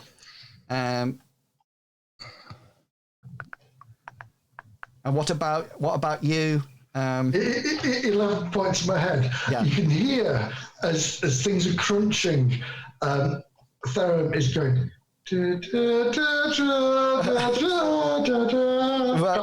Well, is that a major wound? That is beyond major. That's 1 point more than I have. Okay, then just roll. I've got 5 on each, so just roll your endurance. Flat pat. Goes to weasel. Flat pat the head. Yes. Well, once you pop, you just can't stop. You rolling your endurance? Oh, sorry. Sorry. Yeah, and you sort of like Admi, you see this, the tendrils wrap around Theron's throat, and the sister sort of like goes like that, and you hear this snap and this break as Theron's head is decapitated from his body and thus falls to the floor. And just as you pass into unconsciousness, Adami, you see the old man come up and say, he sort of like reaches down and picks up the violin and says, "Remember, finders, keepers," and goes dancing game, da, da, da, da, da, da, da, and the adventure comes to an end. Yes, Freya, you were totally correct. The shambling mound cannot be harmed by any normal weapon. So cast, if anybody had things like blade sharp or any magic put onto the weapon, it would then be able to attack her. I thought it was an illusion when nothing happened to the stun. You actually have encountered her throughout the game. Just throwing books at us. Well, no, that was a poltergeist. But every time you've seen something out the corner of your eye, or you smelt something, or seen something, that she's actually vampiric, and can sort of like the mummified body that you found in the kitchen. That was her. She drained the life out of her. It's interesting. Took the life out of the room. Her brother can teleport. She can as well. But her special is that she's invulnerable to any kind of normal weapon. his is that he can actually parry without using an action point up. Oh. So he can actually parry to his heart content. So yeah, Freya and Kana, you sort of like think back to the beginning of the adventure when Kana sort of like related the future and said that your future was somehow connected, and sure it was. You're the only two people who survived the Broch on the hill as you make your way back. Worst case scenario as well, I was the one that had the amulet. Well, just to let you know, I'm alive. who does? It's a bust, but we lived. Yeah, I got ahead in life. yeah. So, Oh my lord! Oh no! Don't do that. so yeah. So I would have. I was expecting when Inrules said "finders keepers" to say as he picks up Theron's head. it was Or unfortunate. my own loot. It was unfortunate that you took the violin, because that sort of like puts paid to it. Apart from that, I really like the adventure because how it's set up is a whole load of rooms, and I can move you to whichever room I want to move you to. So that's why there's not a floor map. So once you separated, I knew I could bring you back again, so forth and so on. So it could literally last one session because you could actually move from the hall straight to the workshop, if that makes sense, or straight back. Yeah, so Matt Edgar is the person, I think his name is, who created it. So yeah, it is published. You can go and see it. It's available drive-through. I'd be interested to know if anybody's released a demon from the. Oh, just to let you know, if you release the demon, it would have been free to go across the world. It wouldn't have done anything to you. Oh, like John Oh Lovely. yeah, No, it was. it's not going to help us mortals. Come on.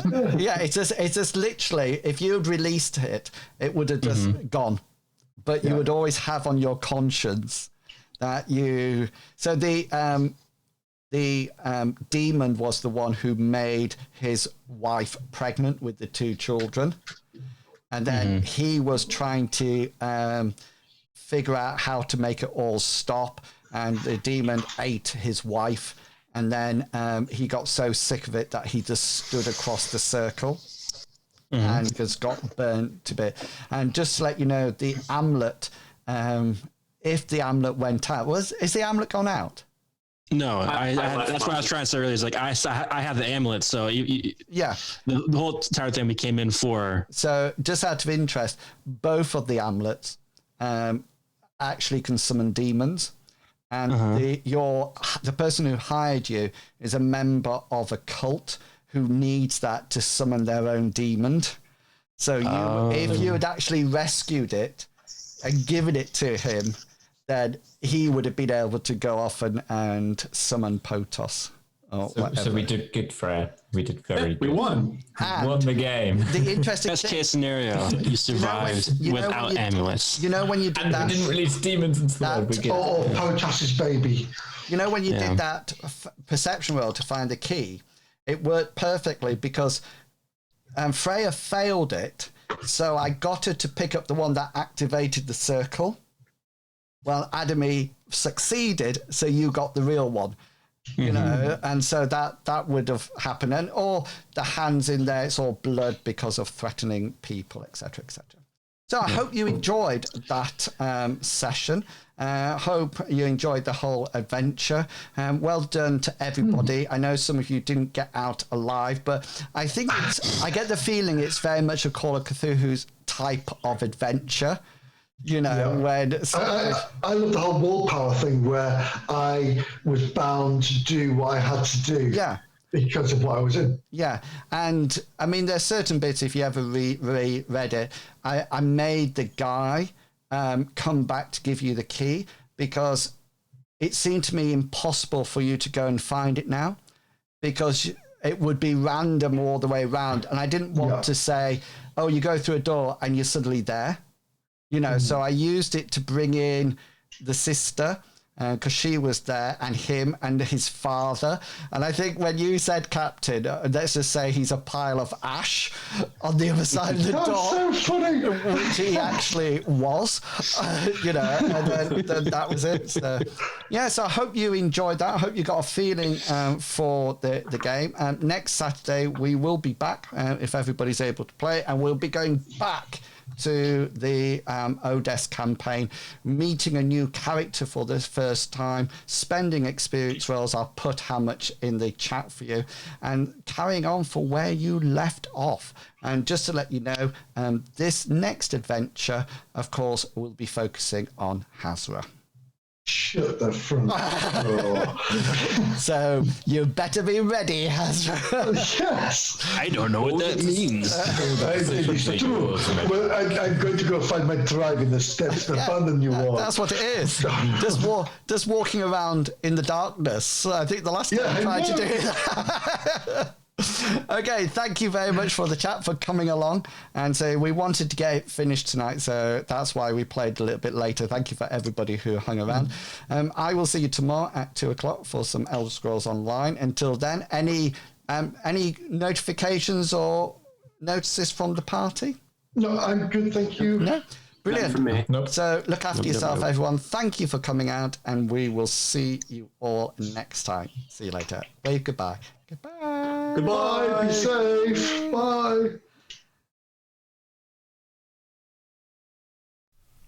This video is sponsored by the Design Mechanism, the makers of Mythras. Mythras is a registered trademark of the Design Mechanism Inc., used with permission. All rights reserved.